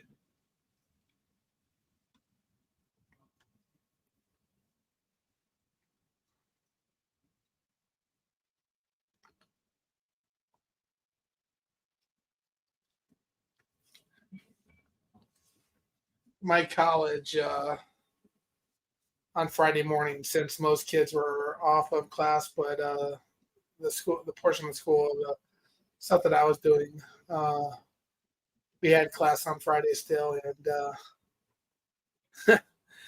the cafeteria would actually make us the Gunny special Friday steak and eggs. So good. I need to start waking up more in the morning and getting, eating more steak and eggs. I come visit you and you never made me steak and eggs. What is this? I made you some steaks. I made you some deer, some steaks. I ain't getting no steaks and eggs. You got deer. That's true.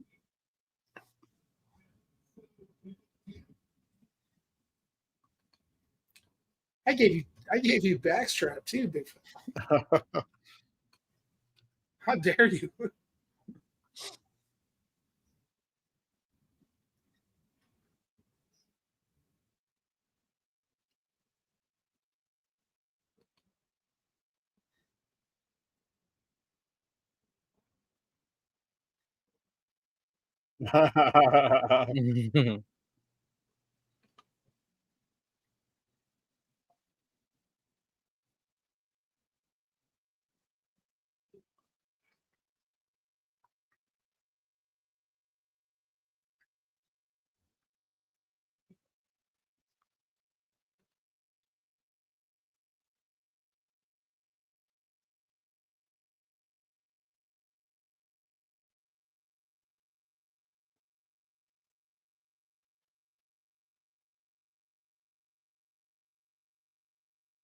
I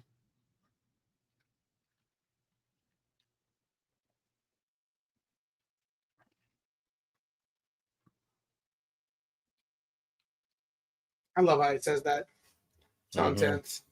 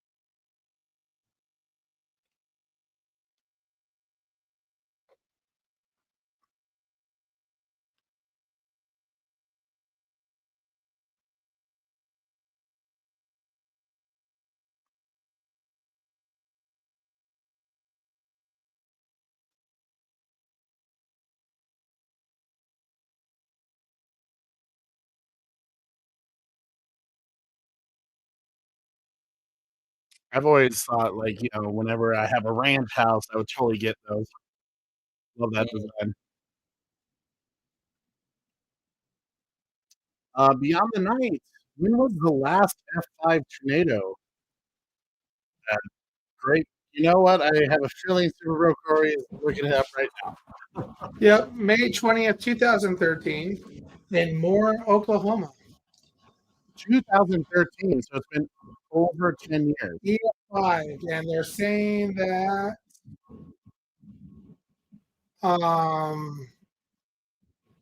May 20th, 2013, in Moore, Oklahoma, the tornado, which had top winds of 210 miles per hour, destroyed more than 1,100 homes and killed 26 people and caused an estimated $1 billion in damage. Whoa.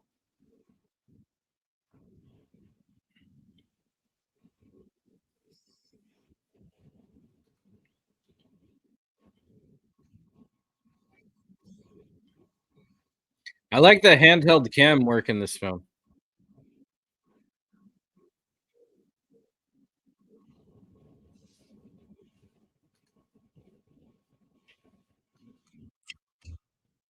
Thank you so much, Beyond the Night, for your $10 super chat, brother. For those who are watching and tuning in during our Twister watch party, all the super chats we get today are going to go to the American Red Cross Disaster Relief Fund. Corey, how much have we raised so far? Do we know? Yeah, quite a bit, buddy. Our community is doing fantastic right now. Let me do a quick calculation.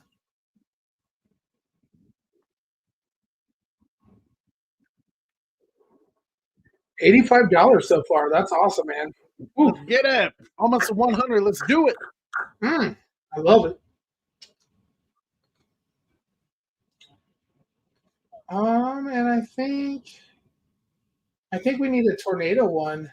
Actually, nope. Since you mentioned the finger of God, we got to give you the finger of God. Is there an F5? What would that be like? The finger of God. Finger of God.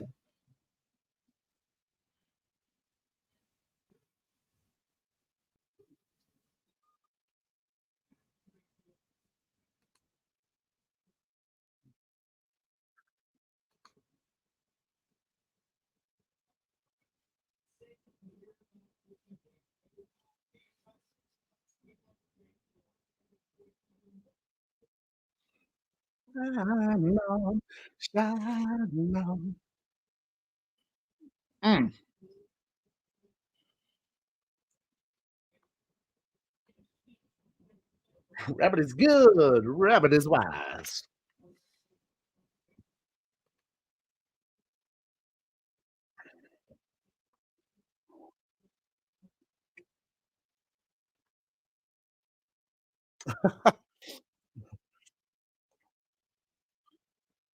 Just because I was curious. Check this out, Trey.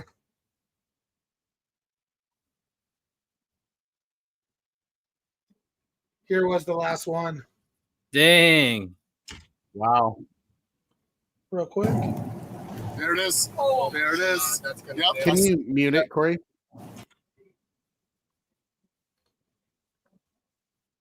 Yeah, isn't that insane, dude? Wow. Whoa. Look how wide that thing is. Whew. Dang.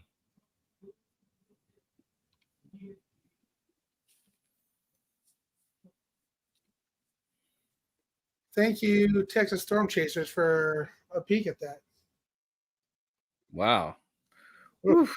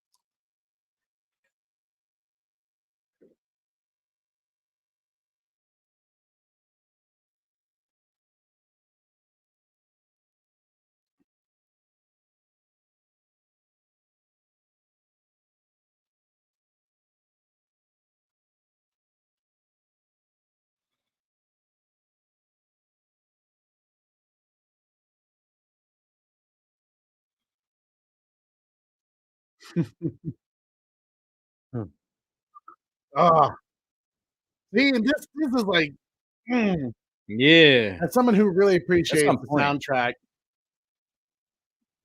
the motif has stayed the same throughout the film,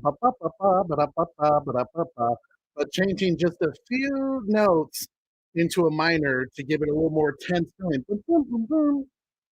You know, oh, that's right. I respect a composer that can do that. That's awesome.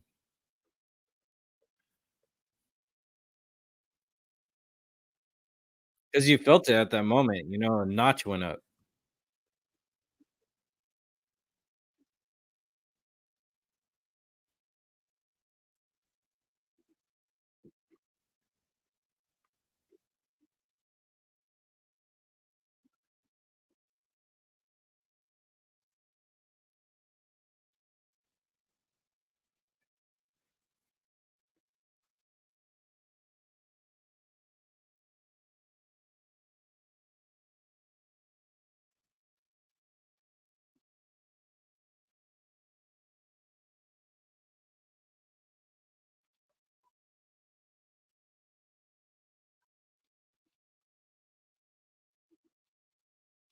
Yeah.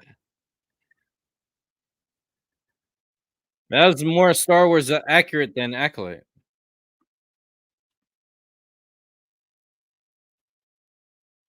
That's awesome.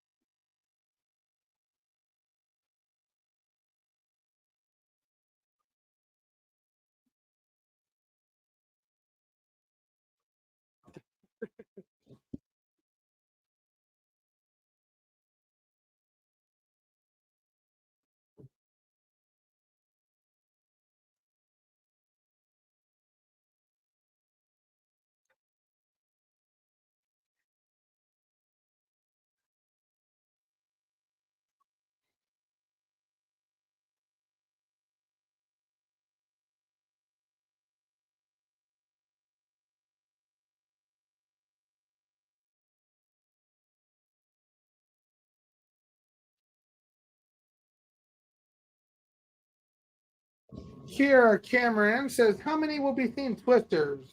Trey and I will be seeing it this weekend on Friday. I think you're going Friday, and I think I'm going Friday too, Trey. Excited. Yeah, I'm really excited for Kara. Are you seeing it?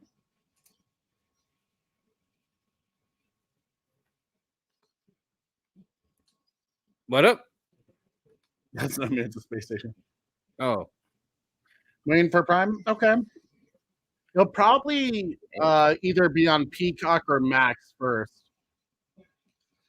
Good soldiers, but for me, follow. like this. Good soldiers, sorry, go ahead, Corey. Order 66, $15 super chat. He said, let's get this donation to $100. New to the channel, saw your Star Wars stream, and really enjoy your content. Cool idea for a stream. May the force be with you, always. Thank you so much, good soldiers. Follow Order 66. Really appreciate you. We'll definitely be doing some more Star Wars content. Trey and I are going to be doing the final Acolyte review on Saturday, as well as we will continue the Delta Squad shows as they come up. We still need to talk about some more themes, that's for sure. Yeah. But appreciate it. Good to see you. Good soldiers follow Order 66.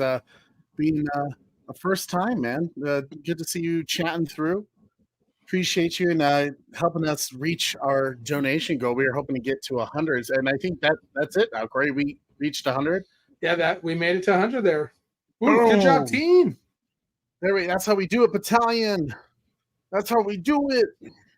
The rest is just whipped cream and cherry on top. This one's for you, good soldiers. Follow Order 66. You don't face your fears.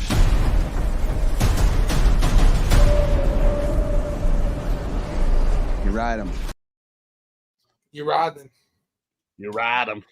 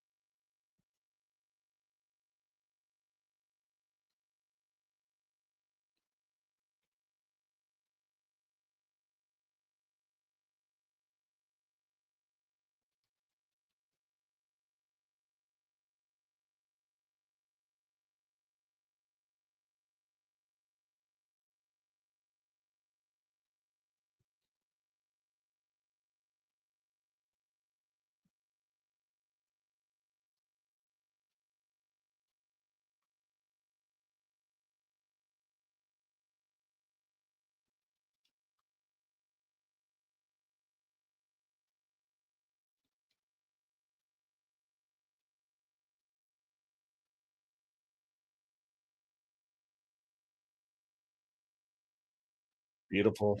Beautiful That was sunset. heavy. And that was a nice transition.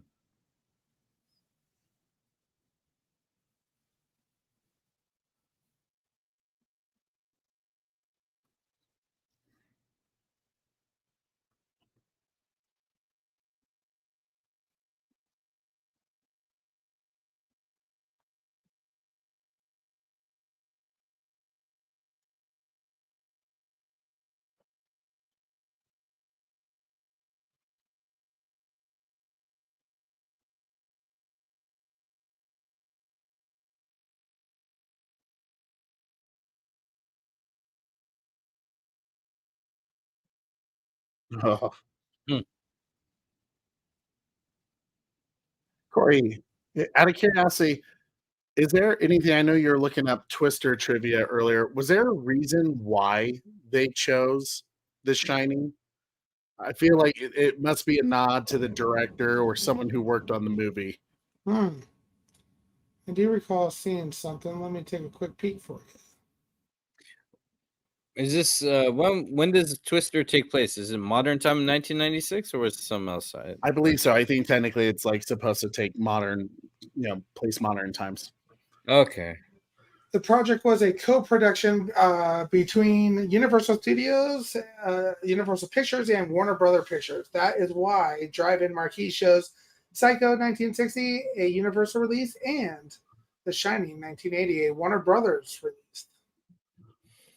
Gotcha. Maybe that's what they do. Because we saw, Wizard of Oz nod on it too. Everyone's putting their movie stamps, Yeah. their studio stamps.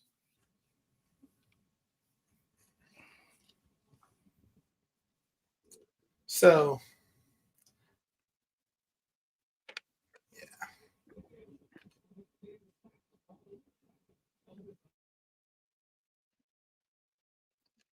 Sometimes I wonder if it's like the studios or someone at the studios flexing on each other. It's like, oh, you got The Shining? Well, we got Wizard of Oz.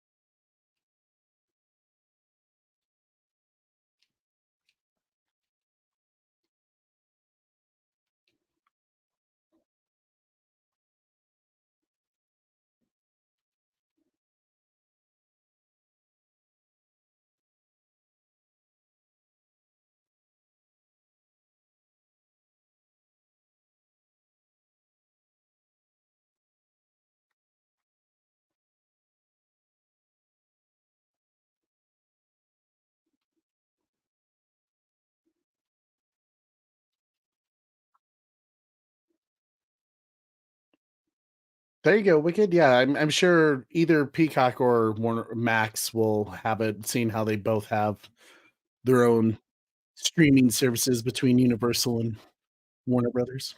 Mm. Yeah. Bless you. Thank you.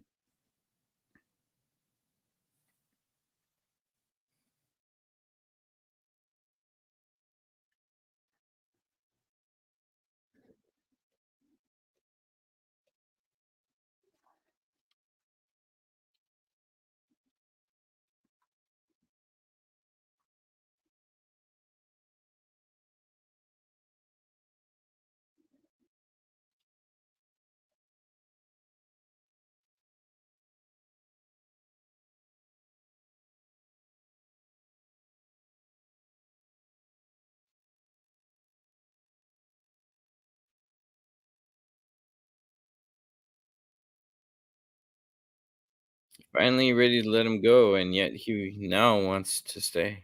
Mm. Well said. Well said.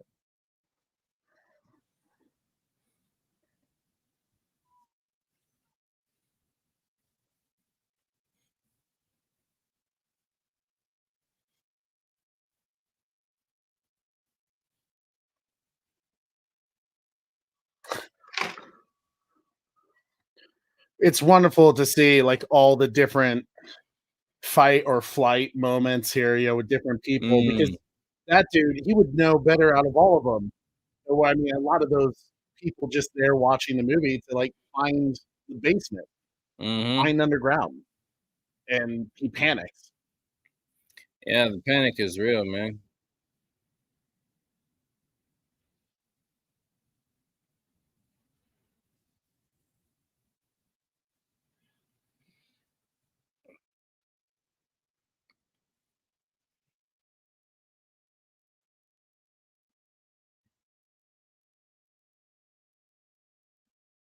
Oof.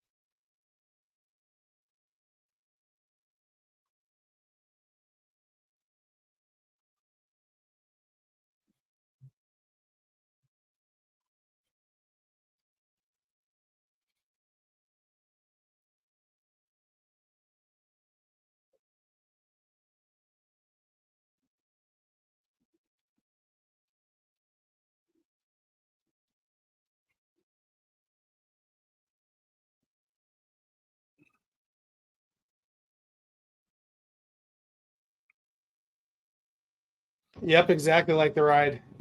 Mm.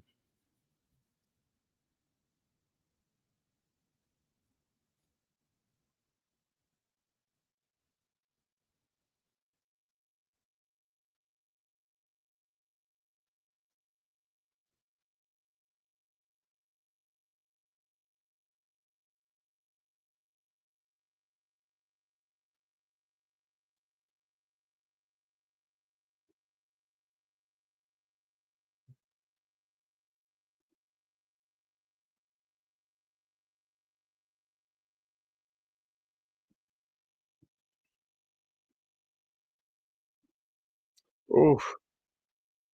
Ah. Ah. 9. This part hurts every time I see it too. Right?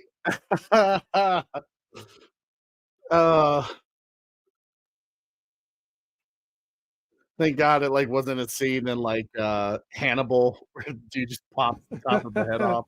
Right.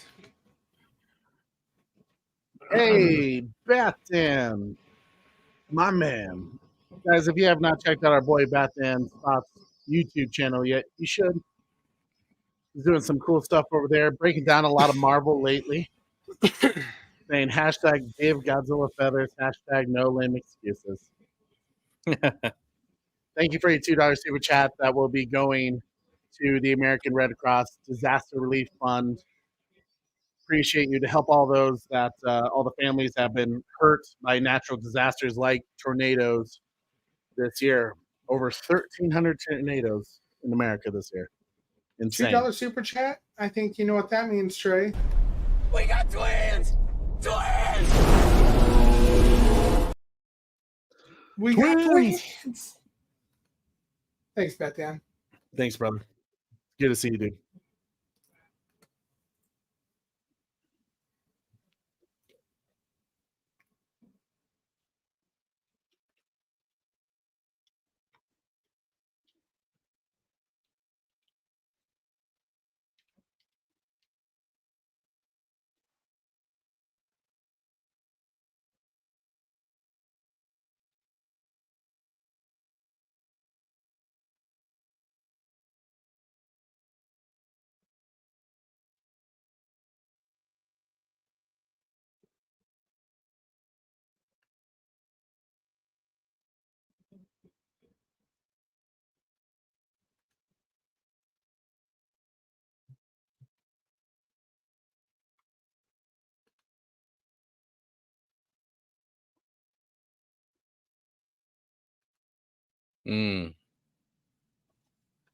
Now, Dusty, this is good D.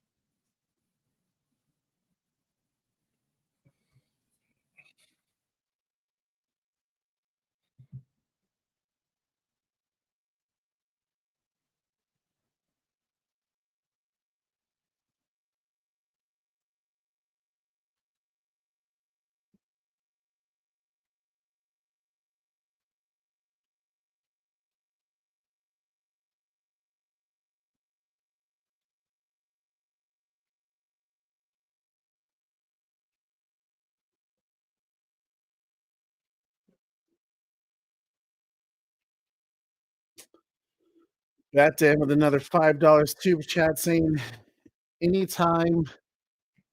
Good to see you too. I am boycotting the Monsterverse until they give her my boy Godzilla the Feathers sign says he would have. Man, you're such a troll. Well, once again, a $5 super chat going to American Red Cross. Thanks, Batman. It's the wonder of nature, baby!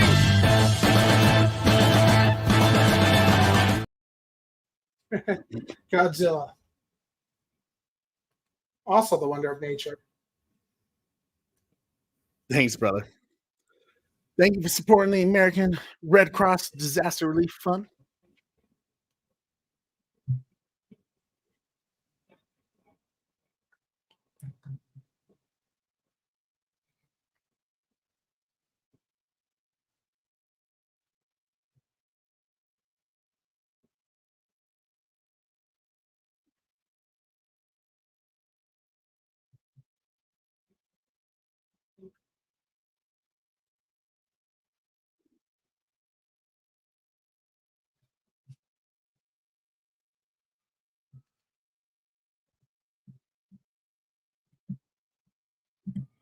That's really deep of her.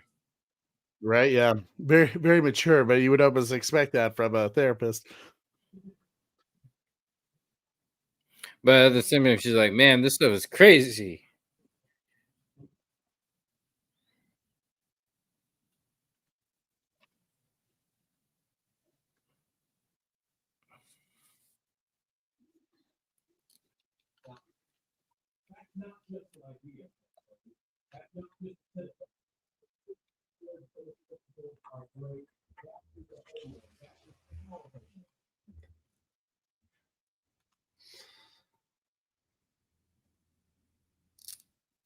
People will not fight for abstractions, but they will fight for their home. Here, Cameron, we've the battalion has raised about $110, just under. Woohoo! You guys are rocking it. Just under 110 with Batman's $2 hashtag give the tornadoes fellas super chat. Mm-hmm.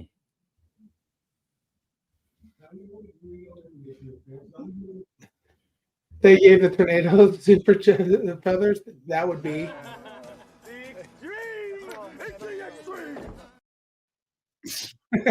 the extreme. It is the extreme. Why do we do this? Why do we care about those great ideas in that history, and then we want this nation to thrive for centuries to come?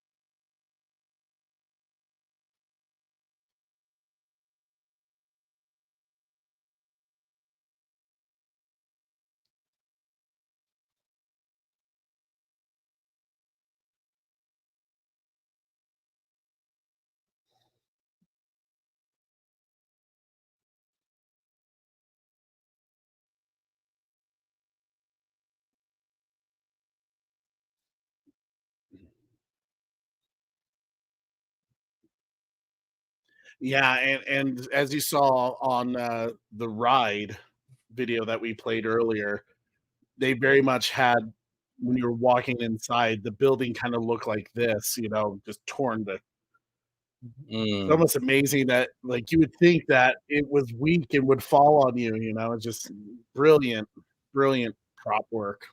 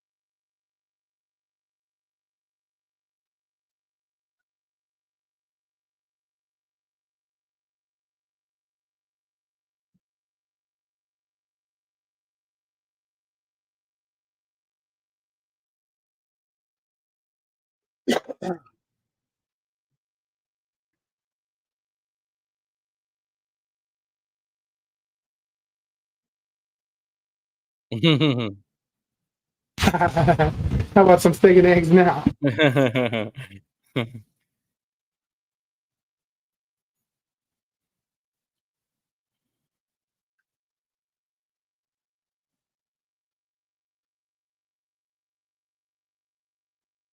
Thanks, Batman. It's good to see you, dude.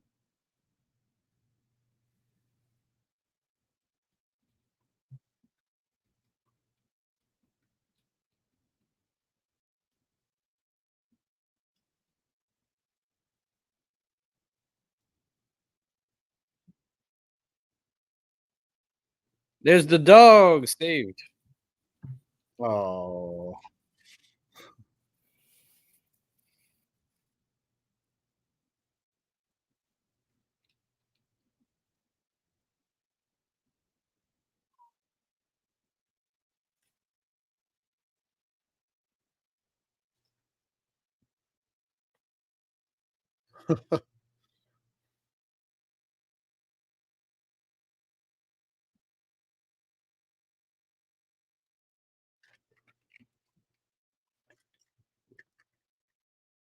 Integrity. What up, man?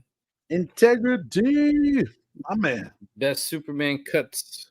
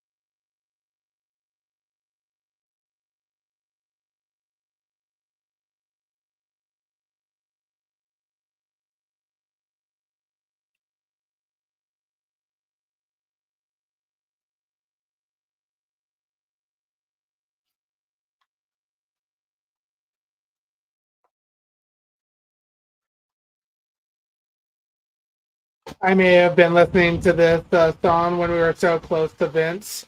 I bet you were, man. Yeah. Pepsi.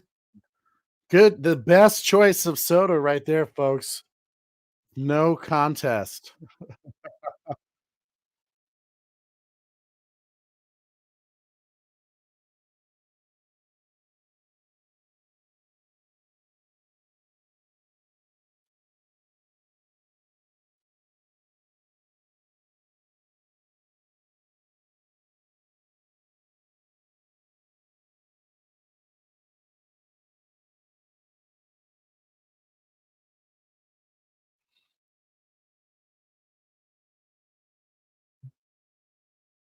Oracle says it should be Coke.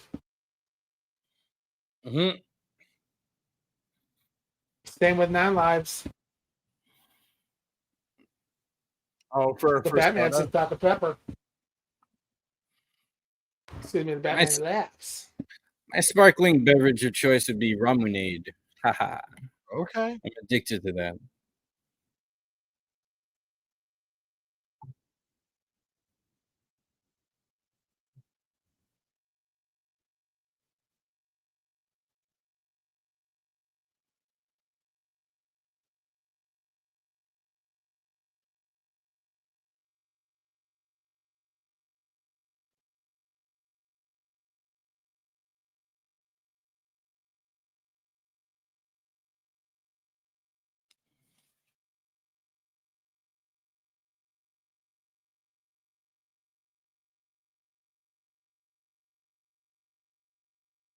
I feel like the correct answer. Oh, what did? Yep. So I'm right there, Red Hooded Outlaw. I love root beer and sarsaparilla. So yes, that would be a very good choice. But with a little bit of a wordplay, maybe a brisk tea. Mm.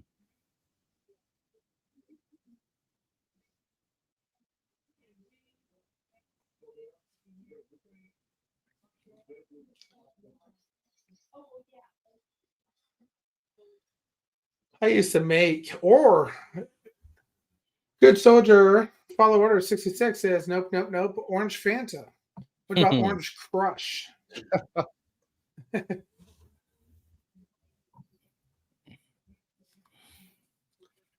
It's I like do the have a beginning issue with Code Red.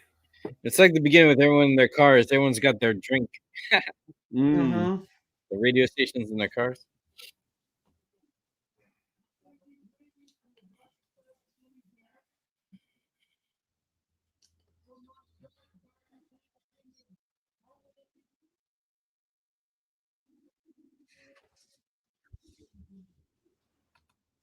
Yeah, I was about to say Mountain Dew, Baja Blast.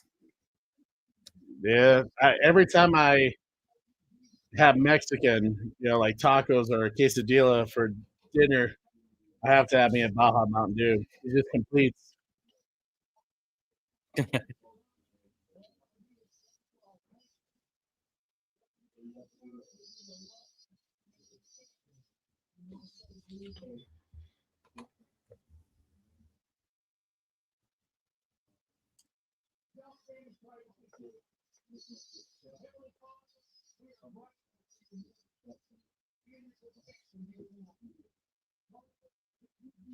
Damn.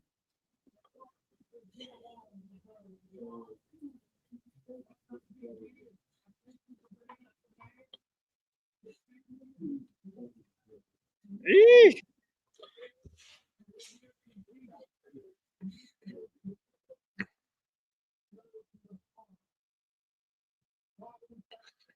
So it's kind of wild, but a recording of a camel's moan was slowed down and used as the sound of the tornado. Oh, whoa. Huh. Because it has an organic sound. They all have. This movie was also so loud and bass heavy that this film was notorious for destroying surround speakers in theaters worldwide. That is awesome. I mean, yeah, but it is awesome.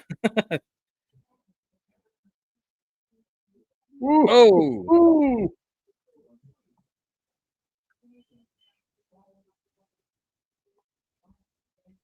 Michael Bay's favorite part. Right, yeah.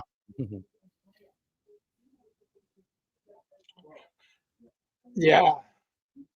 That explosion of the oil tanker was originally myth timed and was not caught on film. Oh, They what? just yeah, they decided not to tell the studio immediately, and the stunt was reset and filmed again, costing a rumored $500,000. Wow. Yeah. The most expensive war movie ever made.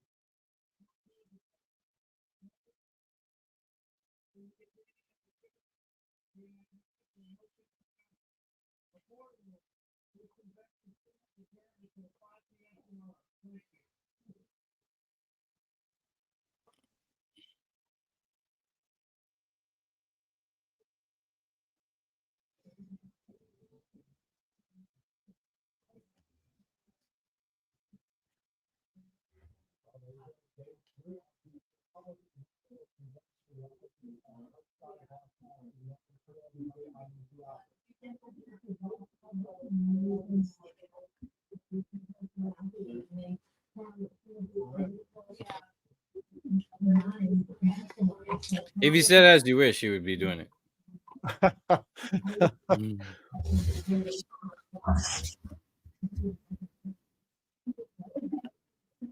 Why?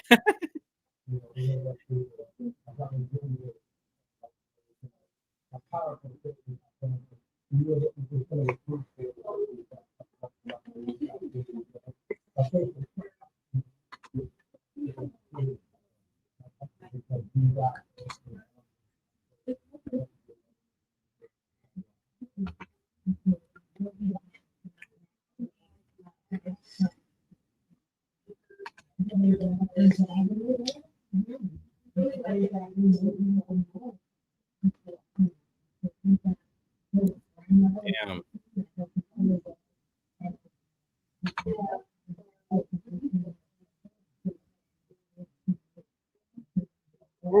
Oh.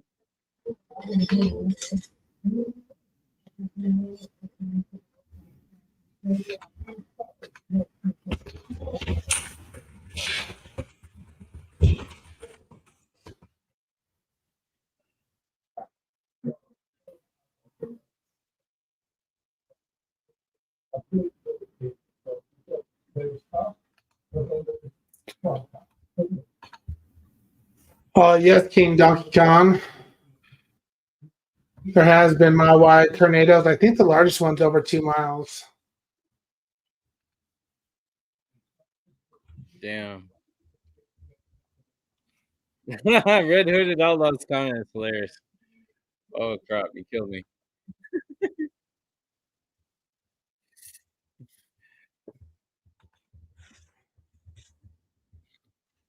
Hell nah situation. There'll be a new version of it. As you Oh. wish. Oh my god. Imagine he's all spinning. You wish. My Oh, dear Wesley. Oh my god, what have I done?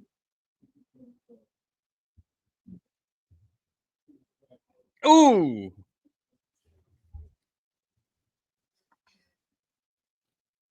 That tire got a lot of camera time.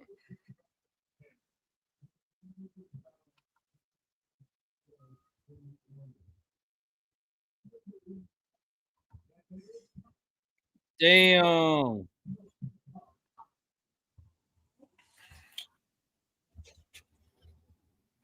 There's a teddy bear. Hey. Oh.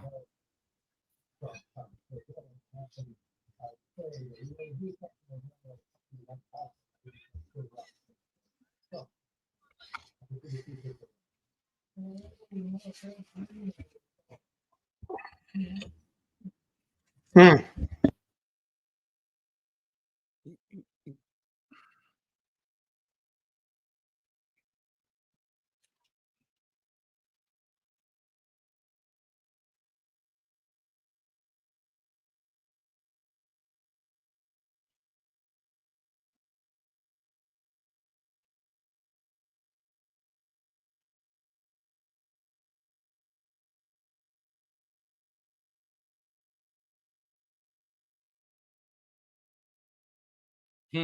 They have for liability, right? Yeah.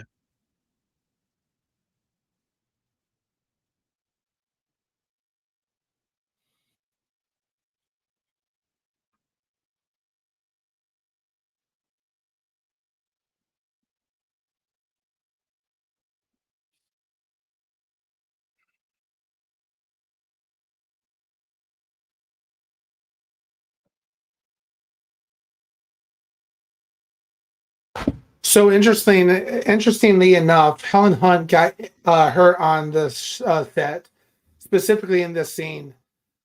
She opened up the door and the car door hit her in the head. Oh, So dang. in future takes, they propped the doors open for them. Wow.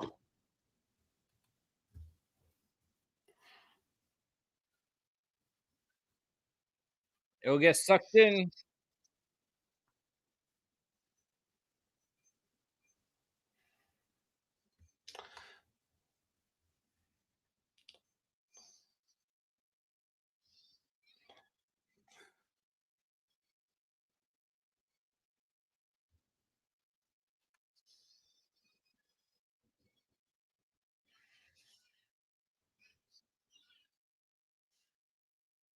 Dorothy flew.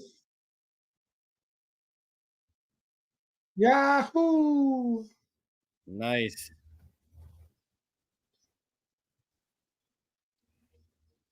For science.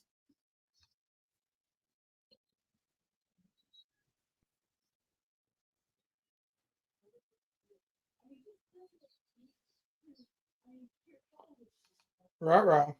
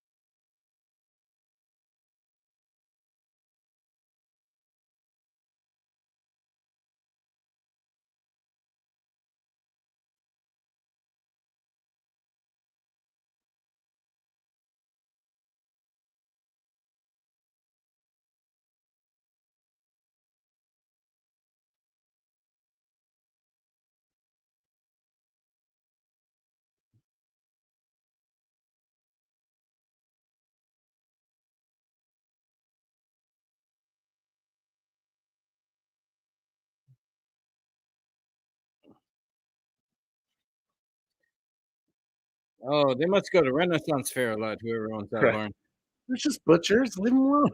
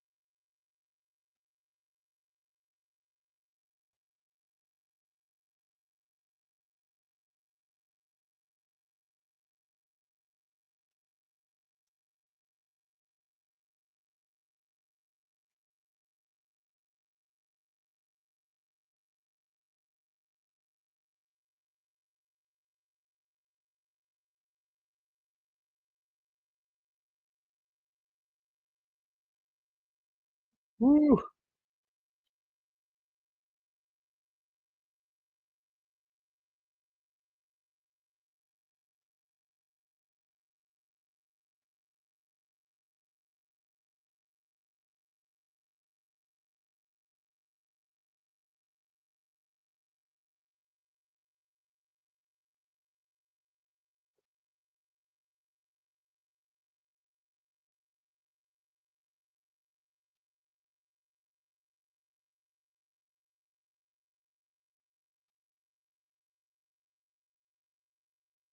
Josh, what's up, dude? Hey, Josh.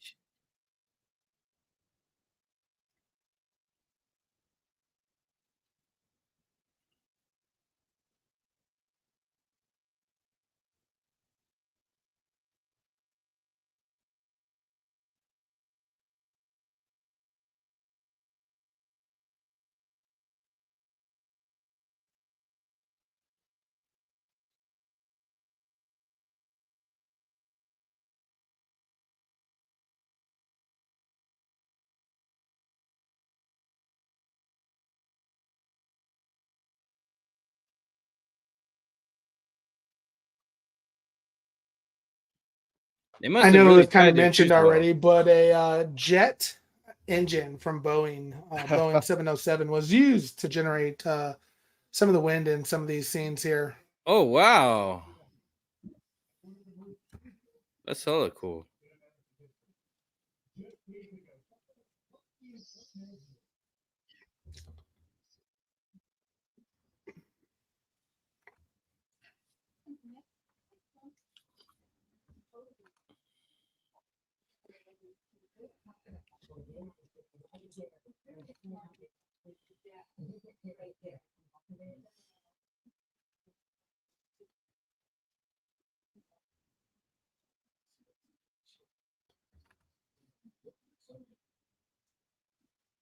I love this scene here. Yeah. Hey.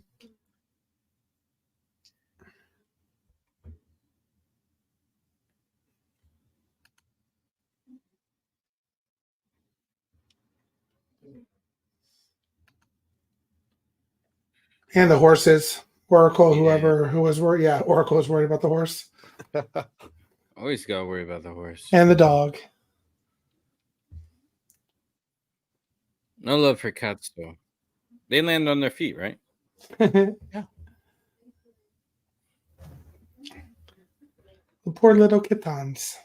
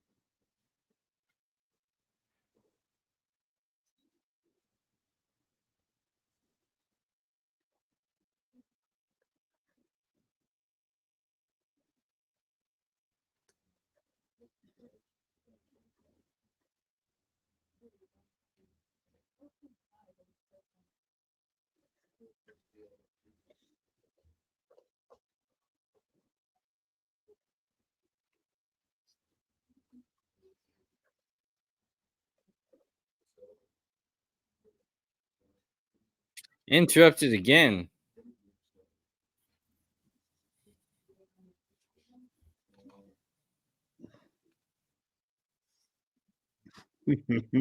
Oh, having that.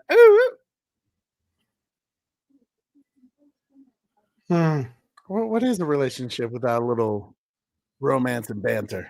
You know. Mm-hmm. That is your relationship, Trey.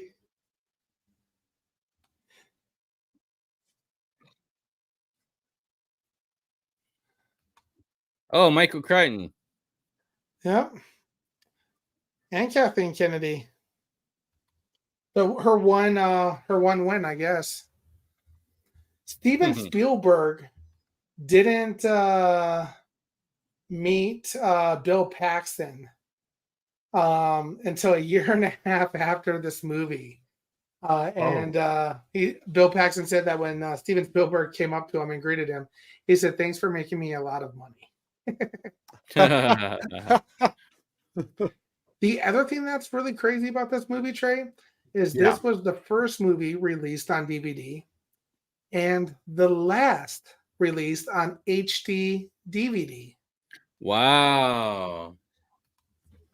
I remember HD DVD. Right? Disney decided partnered with Blu-ray, and that pretty much helped dominate Blu-ray. Yep. I remember Transformers films, they were first available only on HD DVD before Blu-ray at all. You know, you already know. And then now you get like Eddie Van Halen he's like, hold on, like now I get my turn just to do whatever I want. I'm going to tell this movie now.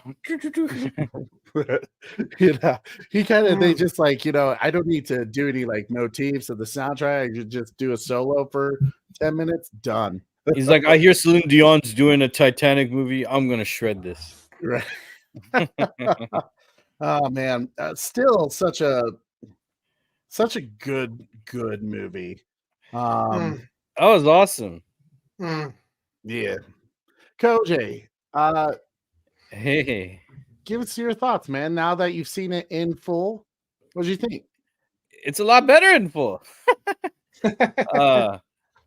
It's really cool. The characters are spot on. I like how they introduced everybody and went on this journey together and their revelations. And the stakes were high. Clearly, as a disaster movie, they delivered. Every tornado got intense.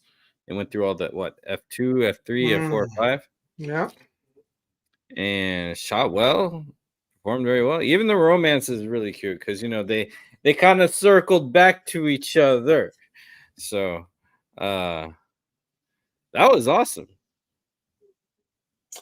I don't think I ever saw the ending either. Oh, really? Yeah, because when you see things in parts, you think you know. Yeah. No, it's I see what you're meaning. Yeah, so you only saw like the TV scripted one where it's commercial. Oh yeah, on TV with commercials and the breaks. Yeah. So when it's all put together, that's actually how I saw Empire Strikes Back. It was like in 3 parts. Really? Yeah. Wow. It was recorded at the end of one VHS and at the beginning of another one, and a part of it was somewhere else on another one. So that movie was always in parts until I got it in full. I just saw that somebody's name in this credit scene is Michael Scott. Great Scott Films. But yeah, I love the use of practical effects. Right, the camera work was really good. The camera work was like always moving. I noticed that they didn't really hold like a still shot for long. It was always moving with them. It was always fluid. That's really cool and refreshing to see. And to see it was all there back then. That's pretty progressive and pretty awesome. Yeah, because you're always on the move to follow twisters, and a tornado is spinning. There's constant motion. Right, because and that's one thing I really hope that the new one does, that it still pays tribute to the old by having some of those practical effects. Like, sure, could you say the hail looks like crushed ice in some portions of it? Sure, now that I've experienced hail on numerous occasions, sure, may look a little bit more crushy ice than the actual balls and the peas and the marbles and yeah. You're working your way up on hail, but that's only something that you really notice if you experience it. Because when I lived in Florida, I definitely didn't notice that. Oh, that's not what hail really looks like, So it's like it's just such a I think it's so important to have those actual physical things and not like just please don't be all CGI. I'm sure they easily could make it all CGI, but I hope they still have some of that physical stuff in there. Yeah, more practical the better. I mean, like I was gonna say a play, but take the ride for example. Rides where you're like the Twister ride or even Star Tours, when you're surrounded by the elements of the film and it's happening around you, it's way more immersive, and you could tell it plays part in the actor's performance and even the audience witnessing it. It's very tangible. It's got like, dare I say, emotional texture that you could believe and appreciate and really be part of that world. That's I mean, shoot, that's awesome. More practical, the better. Right. And it's more costly though. It's more time consuming, and that's also costly with time to set things up. I think CGI, as impressive as it can be, it could be a time and budget saver as well, and that's probably why studios like it. But visual effects always take time and preparation, you know, and I appreciate it. It's more blood, sweat, and tears making a story happen before our eyes, you know, and I don't know. I'm just a fan of that. Yeah, I mean, it just goes to show that sometimes I feel like it's kind of with Steven Spielberg, especially being involved in Amblin Entertainment. You know, I always felt like he always had a good understanding of like when to use practical effects versus CGI, like kind of like what they did with Jurassic Park, where it wasn't all the dinosaurs, even though we had this huge monumental moment with how to make movies and especially a film of that size with, you know, CGI with the dinosaurs. He also felt it was very important to have something tangible, something that the actors could really interact with and see. And you know, he just does it translates into this film. Even that was fun. Yeah, I agree too. So I know you guys kept talking about with Twisters that comes out this Friday. You're curious about how are they going to do it. So I actually looked in and found they did a bit of an inside look of how they made this movie. So to kind of help promote Twisters, let's go ahead and play this little clip for you guys so you can see how they actually made this new film. Here if you feel it, chase it. Stay tuned. It's going to get dramatic. That was really well timed. We gotta go! We gotta go!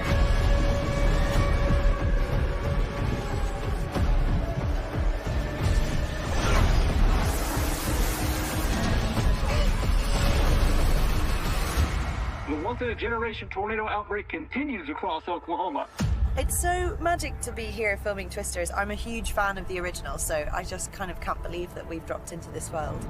Oh, she's perfect! She's gorgeous! The original Twister, when it came out, it meant a great deal to me because I was watching a film that took place around where I grew up. I grew up on a farm just outside of Westville, Oklahoma, and that terrain, that landscape is a part of me.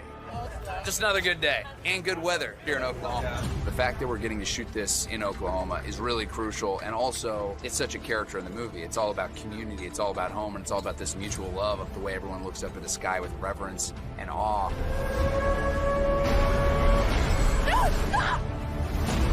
When we were filming in Oklahoma in the summer, we kept having to shut down for actual weather.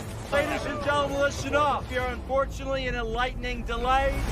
My first night coming here, we go to eat after, and the windows are rattling at the spot. And I'm like, yo. People that are background actors are actual storm chasers, so in between takes, I just got everyone coming up to me just, hey, if you ever want to go on a chase, let me know. If you feel it, chase it! We are in the mecca for tornadoes, so to have crew members literally leave set and go to storm chase is a really unique thing. Let's ride.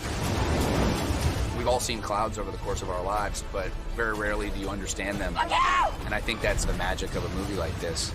It breeds curiosity and it breeds fascination with stuff we've been seeing every day for our whole lives. What we're doing could save thousands of lives. You think you can disrupt a tornado? We never had a chance. You want one? This is a film about science, it's about hope, it's about people trying to work together to solve problems, and it's also about revering and honoring, respecting, and loving nature.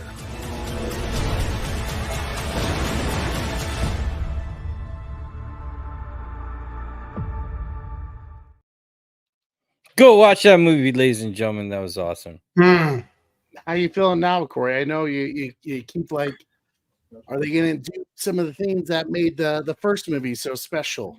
Yeah, I think so. It definitely looked like it from the clips, like, and I have been hearing some like early audience good reviews as well, which is super hopeful because I heard somebody talking about it before people were getting their first looks at it, and it is something that I think is worth mentioning. In 1990, oh gosh, Twister came out what 94, 94 96. 96. So Twister came out in 96.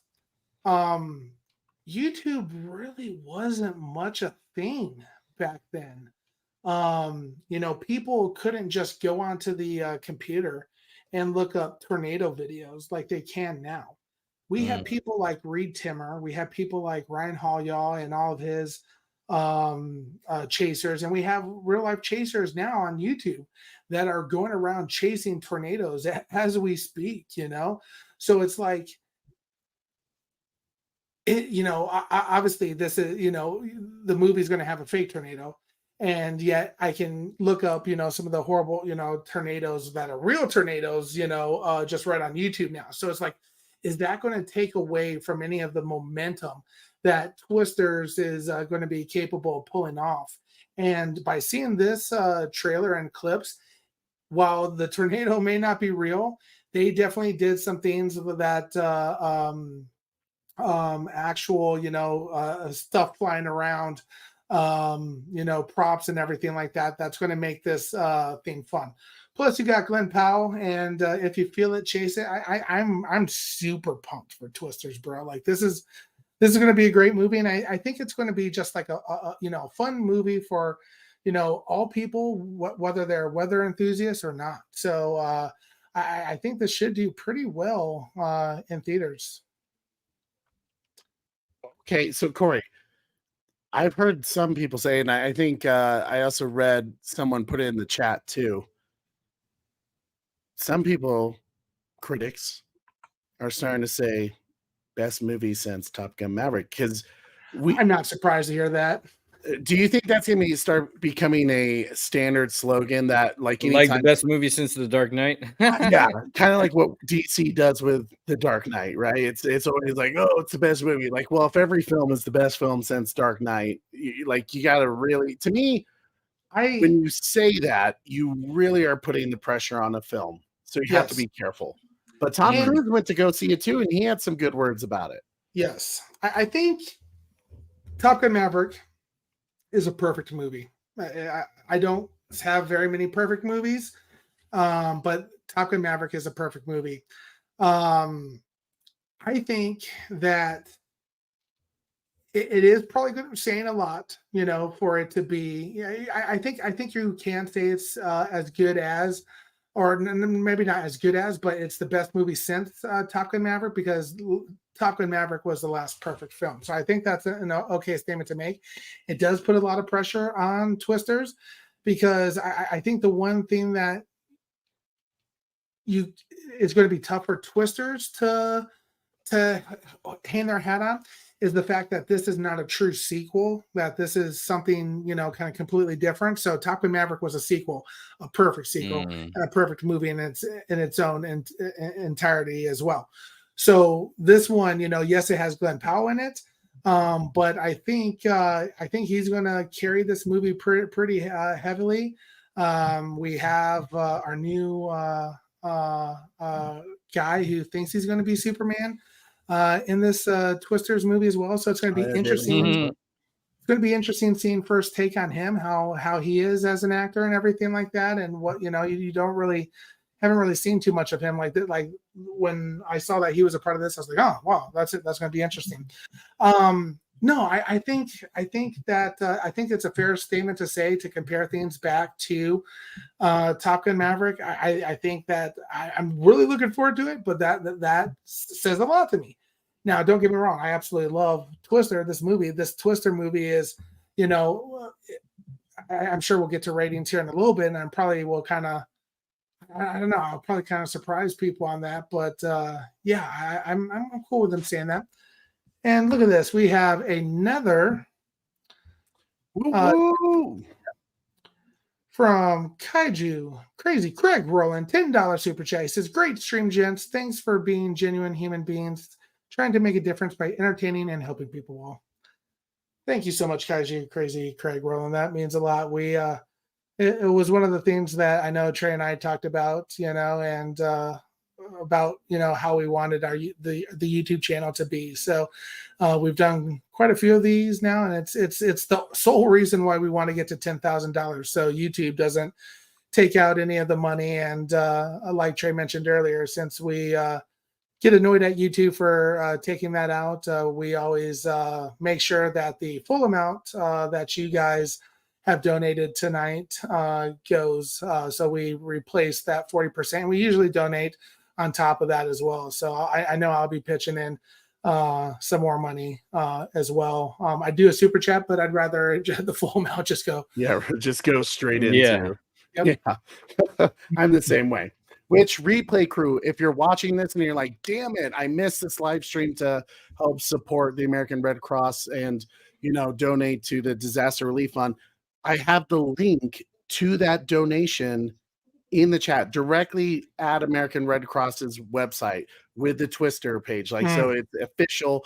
Donate from them. And hey, if you want, you could, I'm sure they let you put like a little comment or note there, but you could say, for the Bat Channel Twister watch party live stream, and then screenshot it and then send it to us so we can praise you on social media. So just a cool way just to help support families who have been hurt by all the natural disasters. Like I said, over 1,300 tornadoes already this year in the US, an insane amount. Corey, and how many did you say already? 40. For over 40 deaths of related to tornadoes. So it's families are being affected by it still. We haven't cracked the code about how to control that thing. Mother Nature's wrath is still very much a part of our lives. So anything we can do to let our neighbors in the Midwest and the South and the East Coast know that we're there for them, trying to support them. We'd like to do that. But Kaiju Crazy Craig, man, thanks again, dude. I appreciate your kind words about it, but really it's just what we care about, people, and this is what we like to do. It would be awesome if we can hit 10,000 subscribers one day so we can do actual donation streams without YouTube doing their silliness. But until then, we're just going to keep fighting the good fight, my man. Corey, can you say a little thank you to our boy Kaiju Craig? Yeah, this one's for you. Since we're moving on to Twisters now, we're going to get with these now. If you feel it, chase it! I said if you feel it, chase it! If you feel it. So Corey, where does that put us at now for super chats? We're around. Hold up 1 second. This is a fair point. They're liking my he's going to be Superman. That was nice. First one will be tough to beat. Well, thank you, Oracle. It's one of the many reasons why I love these guys. Deb said one video is 3 minutes long, which is just the main show, though, and one video is the entire experience, which I recommend because it has the entire 1988 experience. We were also interviewed in that one, he said. Whoa. Nice. Yeah, you should DM us. So because I would like to watch those sometime. Send us a DM and maybe we'll post it on our Instagram story, and then, tag you so that way people can find your page or something. Yeah, I'm always happy to support fellow content creators and people with just really cool stories, man. That's cool. That's exciting. You guys are too nice. Koj, what's your thoughts about Twisters now that you kind of seen the inside look? You even more excited for this film now, or yeah, watching Twister again kind of make you go like that's a tough one to beat. I don't think we can do it. While Koj is answering, go ahead and put your scores for this movie in the chat, y'all. And we're just under $120 for this live stream. That's awesome, guys. You guys are rocking it. Wow. Oh yeah. No, I'm excited for the film now. Because piecing this whole thing together was nice. I enjoy it more. And how you guys introduced this film to me in this single watch party experience just took like my curiosity and got it to like, I'm definitely seeing this movie. This is cool. And dang, what you guys doing here is great for charity. It's always good to help people. And it's nice we get films that also bring awareness along with entertainment. You don't see much of that these days, especially with what's coming out of studios being way more commercial and commercial driven. So this is really cool, and I like seeing how the director of the film of Twisters, it looks like he's really connected to this because this is a piece of his home. And so I think we're going to get a film piece that is very truly sincere. I don't think anything can replace anything of the past. I did notice the actress said she referred to Twister as the original. So after she said that, I was like, oh, it's definitely not a sequel or anything. It's like its own retelling, alternate universe, whatever you want to say. It's another telling of this tale. And it's going to be cool to see that. And it looks like they did a lot of practical effects. We'll see how much they use in the action film.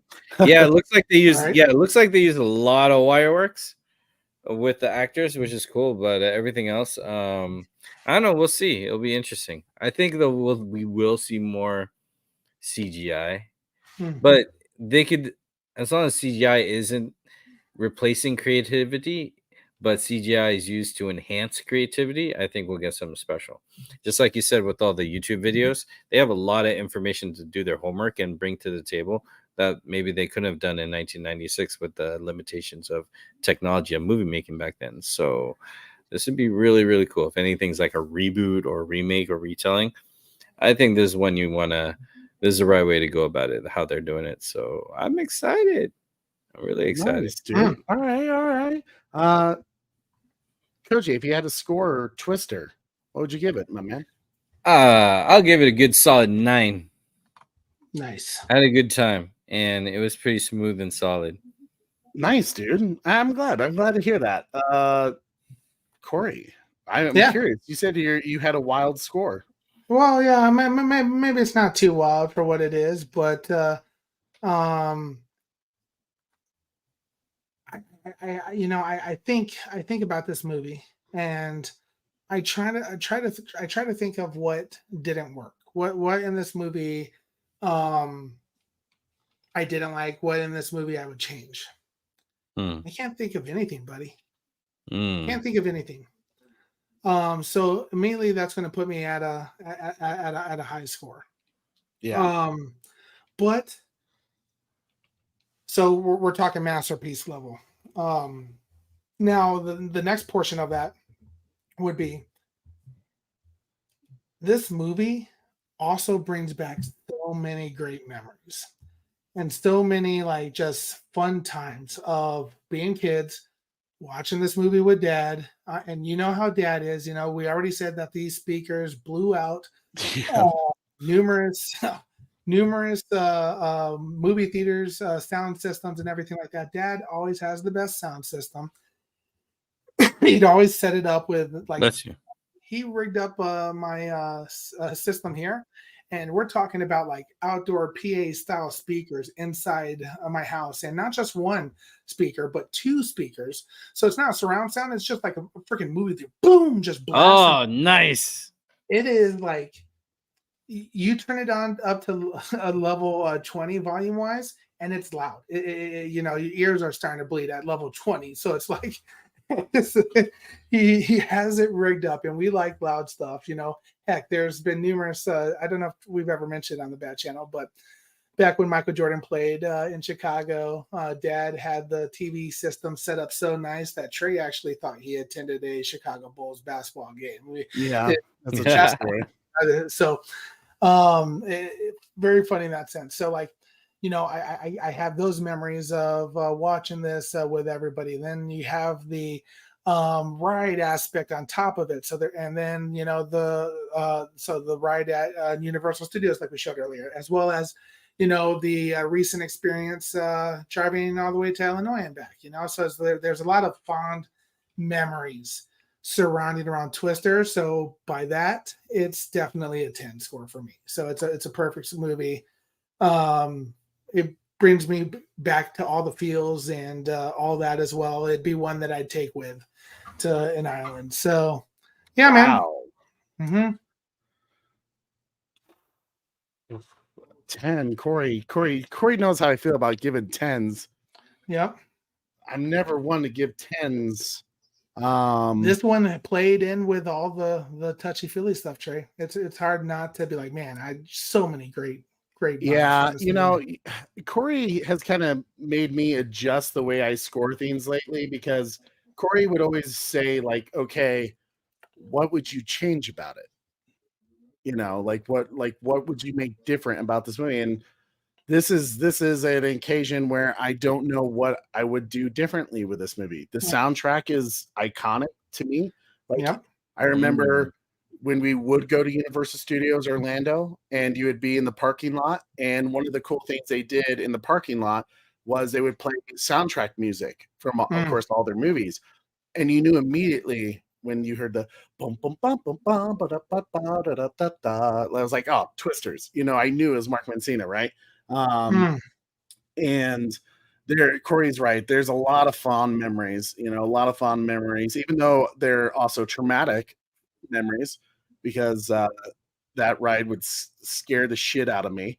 But like watching this movie again, I think this was a movie, and how I know a movie is special is that when, you would watch cable television, kids, if you don't know what that is, I'm only 30. When you would have to watch with commercials and stuff, if Twister was on, I stopped whatever TV show I was watching and I left that sucker on. It was the same with Jurassic Park, Star Wars, a lot of those iconic cult classic films. And I do think this movie doesn't get enough love. I mean, I even see, Corey, I'm looking at the Rotten Tomato scores, and I never look at the critic score, but I'm looking at the audience score. Oh, God. God. Score is 58%. What the hell? Y'all are full of shit. So I think it just goes off of, some people aren't interested in weather and these types of movies, these disaster movies. So that ain't their cup of tea. That's fine. Yeah. They're wrong. I mean, to me, it's a 9.9 film. 9.9. 9.9. We don't get many of those from Trey, people. We don't get many. Don't. I mean, Jurassic Park and I think one DC film and Top Gun Maverick are some of the few films that have, I probably could count them on one hand, maybe.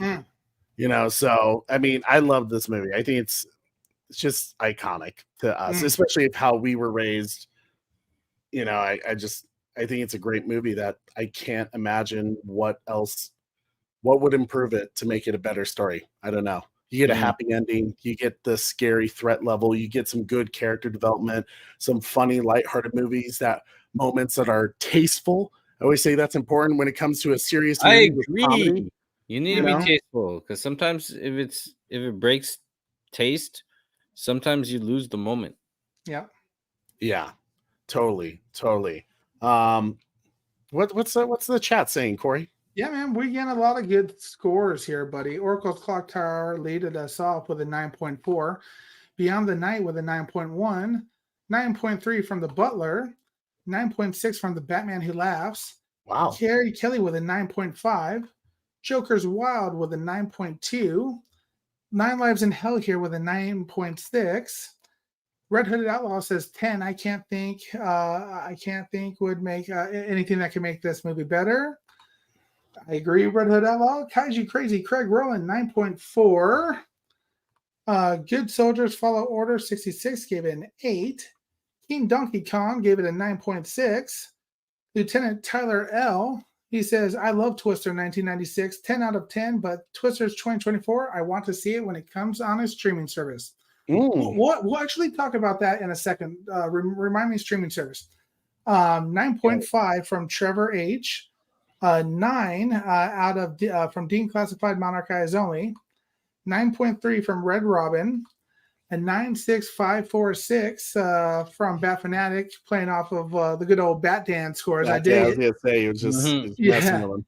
9 out of 10, and this was Atomic Kaiji in 1954. Akio Lee's first time watching the movie. I'm really happy to see that.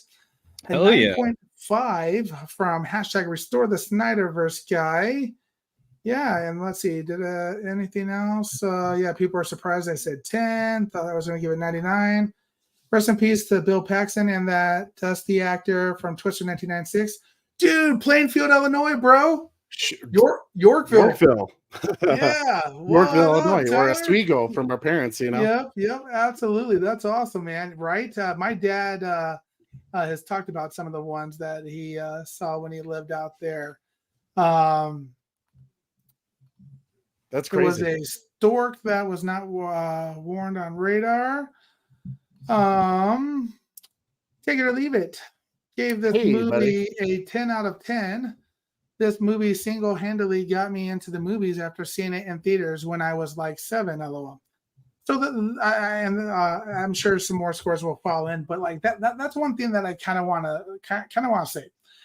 I feel like with these disaster style movies and everything like that, I feel like the best way, like obviously Trey and I and Koj, I'm sure you guys would be okay with me saying like we're very big, go see it in the movie theater, type people. That's the way to see movies. And I feel like that Twisters and that type of movie genre is probably one that you definitely want to see in theaters if you can make it or find a way there. Reason being is, you got that bigger screen, you have that, insane surround sound. Me and Trey, we like ours either Dolby or Big D or whatever they call it, type stuff. I actually saw some footage of people seeing it in the 40X thing, and I've only seen one movie in 40X, and it was too much for me. I couldn't like pay attention to what's going on with the story, but like the 40X looks like it's a freaking roller coaster with this movie. People were literally like throwing shit around. It was a complete wild experience. But I think Corey is right. Like yes, cinema is definitely expensive nowadays. We get it. But if there's some movies that you like kind of decide like what's worth seeing streaming versus what's worth seeing in theaters, I think Twisters gets that. It's kind of like going to see like a Godzilla or a Jurassic Park or hell, even a Star Wars movie and not like getting the benefit of the sound design, of this movie. And I have a feeling the rumbling of the seats with, Dolby, especially, this film's gonna be nuts. We got cows! We got cows! Is that Dad? Yeah, Deadpool showed up. Solid. I mean, you want that immersive experience, especially with films that really invest not just visually but audioly. The sound design was fantastic in Twister. I'm expecting the same in Twisters, and you want to be surrounded by that with high-tech speakers. You're pretty much renting the theater to use that experience to enjoy the movie that way. And I just cut down, I eat and drink before and after movie. I don't buy nothing, I keep it simple. It's just the movie ticket and me and the movie. But do what you can to see more movies in the theater. I promote it and I'm for that. Yeah, Tyler. We lived there early 2000s, but family have lived there forever. Numerous trips up to Illinois all my life, and Yorkville, Oswego area, family, and just all over the place in Illinois. There, Sycamore, big time as well too. Yep. So yeah, dude. Yeah, now you say Illinois. Now I'm hungry for some Giordano's and Portillo's. Give me a Chicago dog. Oh, Portillo's. Oh yeah, give me a chocolate cake chicken. Italian beef, dunk it.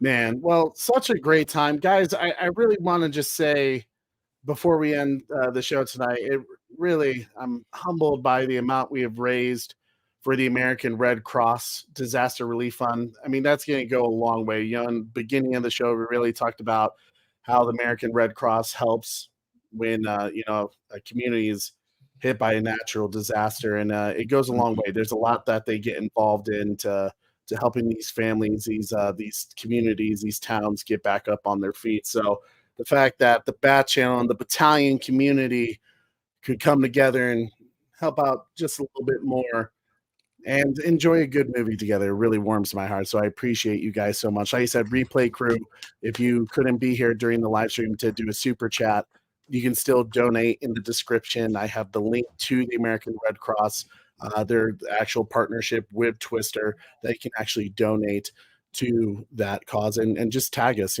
tell, from the Bat Channel live stream, and then take a picture and send it to us on social media so that way we can shout you guys out. For those, Lieutenant Tyler, we totally went right. We totally went into the Chicago food, man. Absolutely, with Illuminati's Pequod's is fantastic. Overweiss, Yeah, dude, I just brought out tons of Portillo's packaged beef and Vienna beef dogs, Vienna Polish sausages.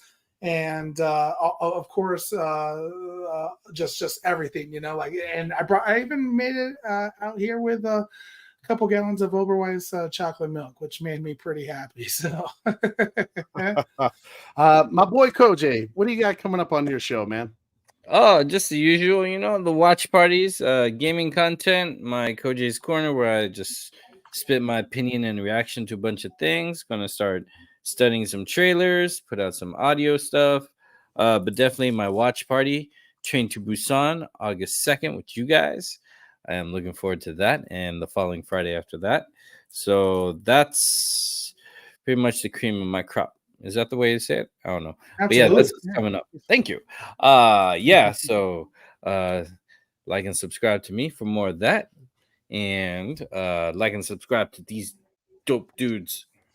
Yeah, if you liked what you saw today, subscribe. Yes, please. Man, I'm so excited to do all the shows, and we're gonna be recording some Super Sentai soon. Oh yeah, Super Sentai's coming back. Woo! Super Sentai, let's go. I'm super excited for that, to get back to that again. And then so guys, please subscribe to our boy Lord Koj. He's got some really cool streams coming up, some that we might be a part of, but he's also doing some other cool stuff by himself or with other people, just sharing the love around the community.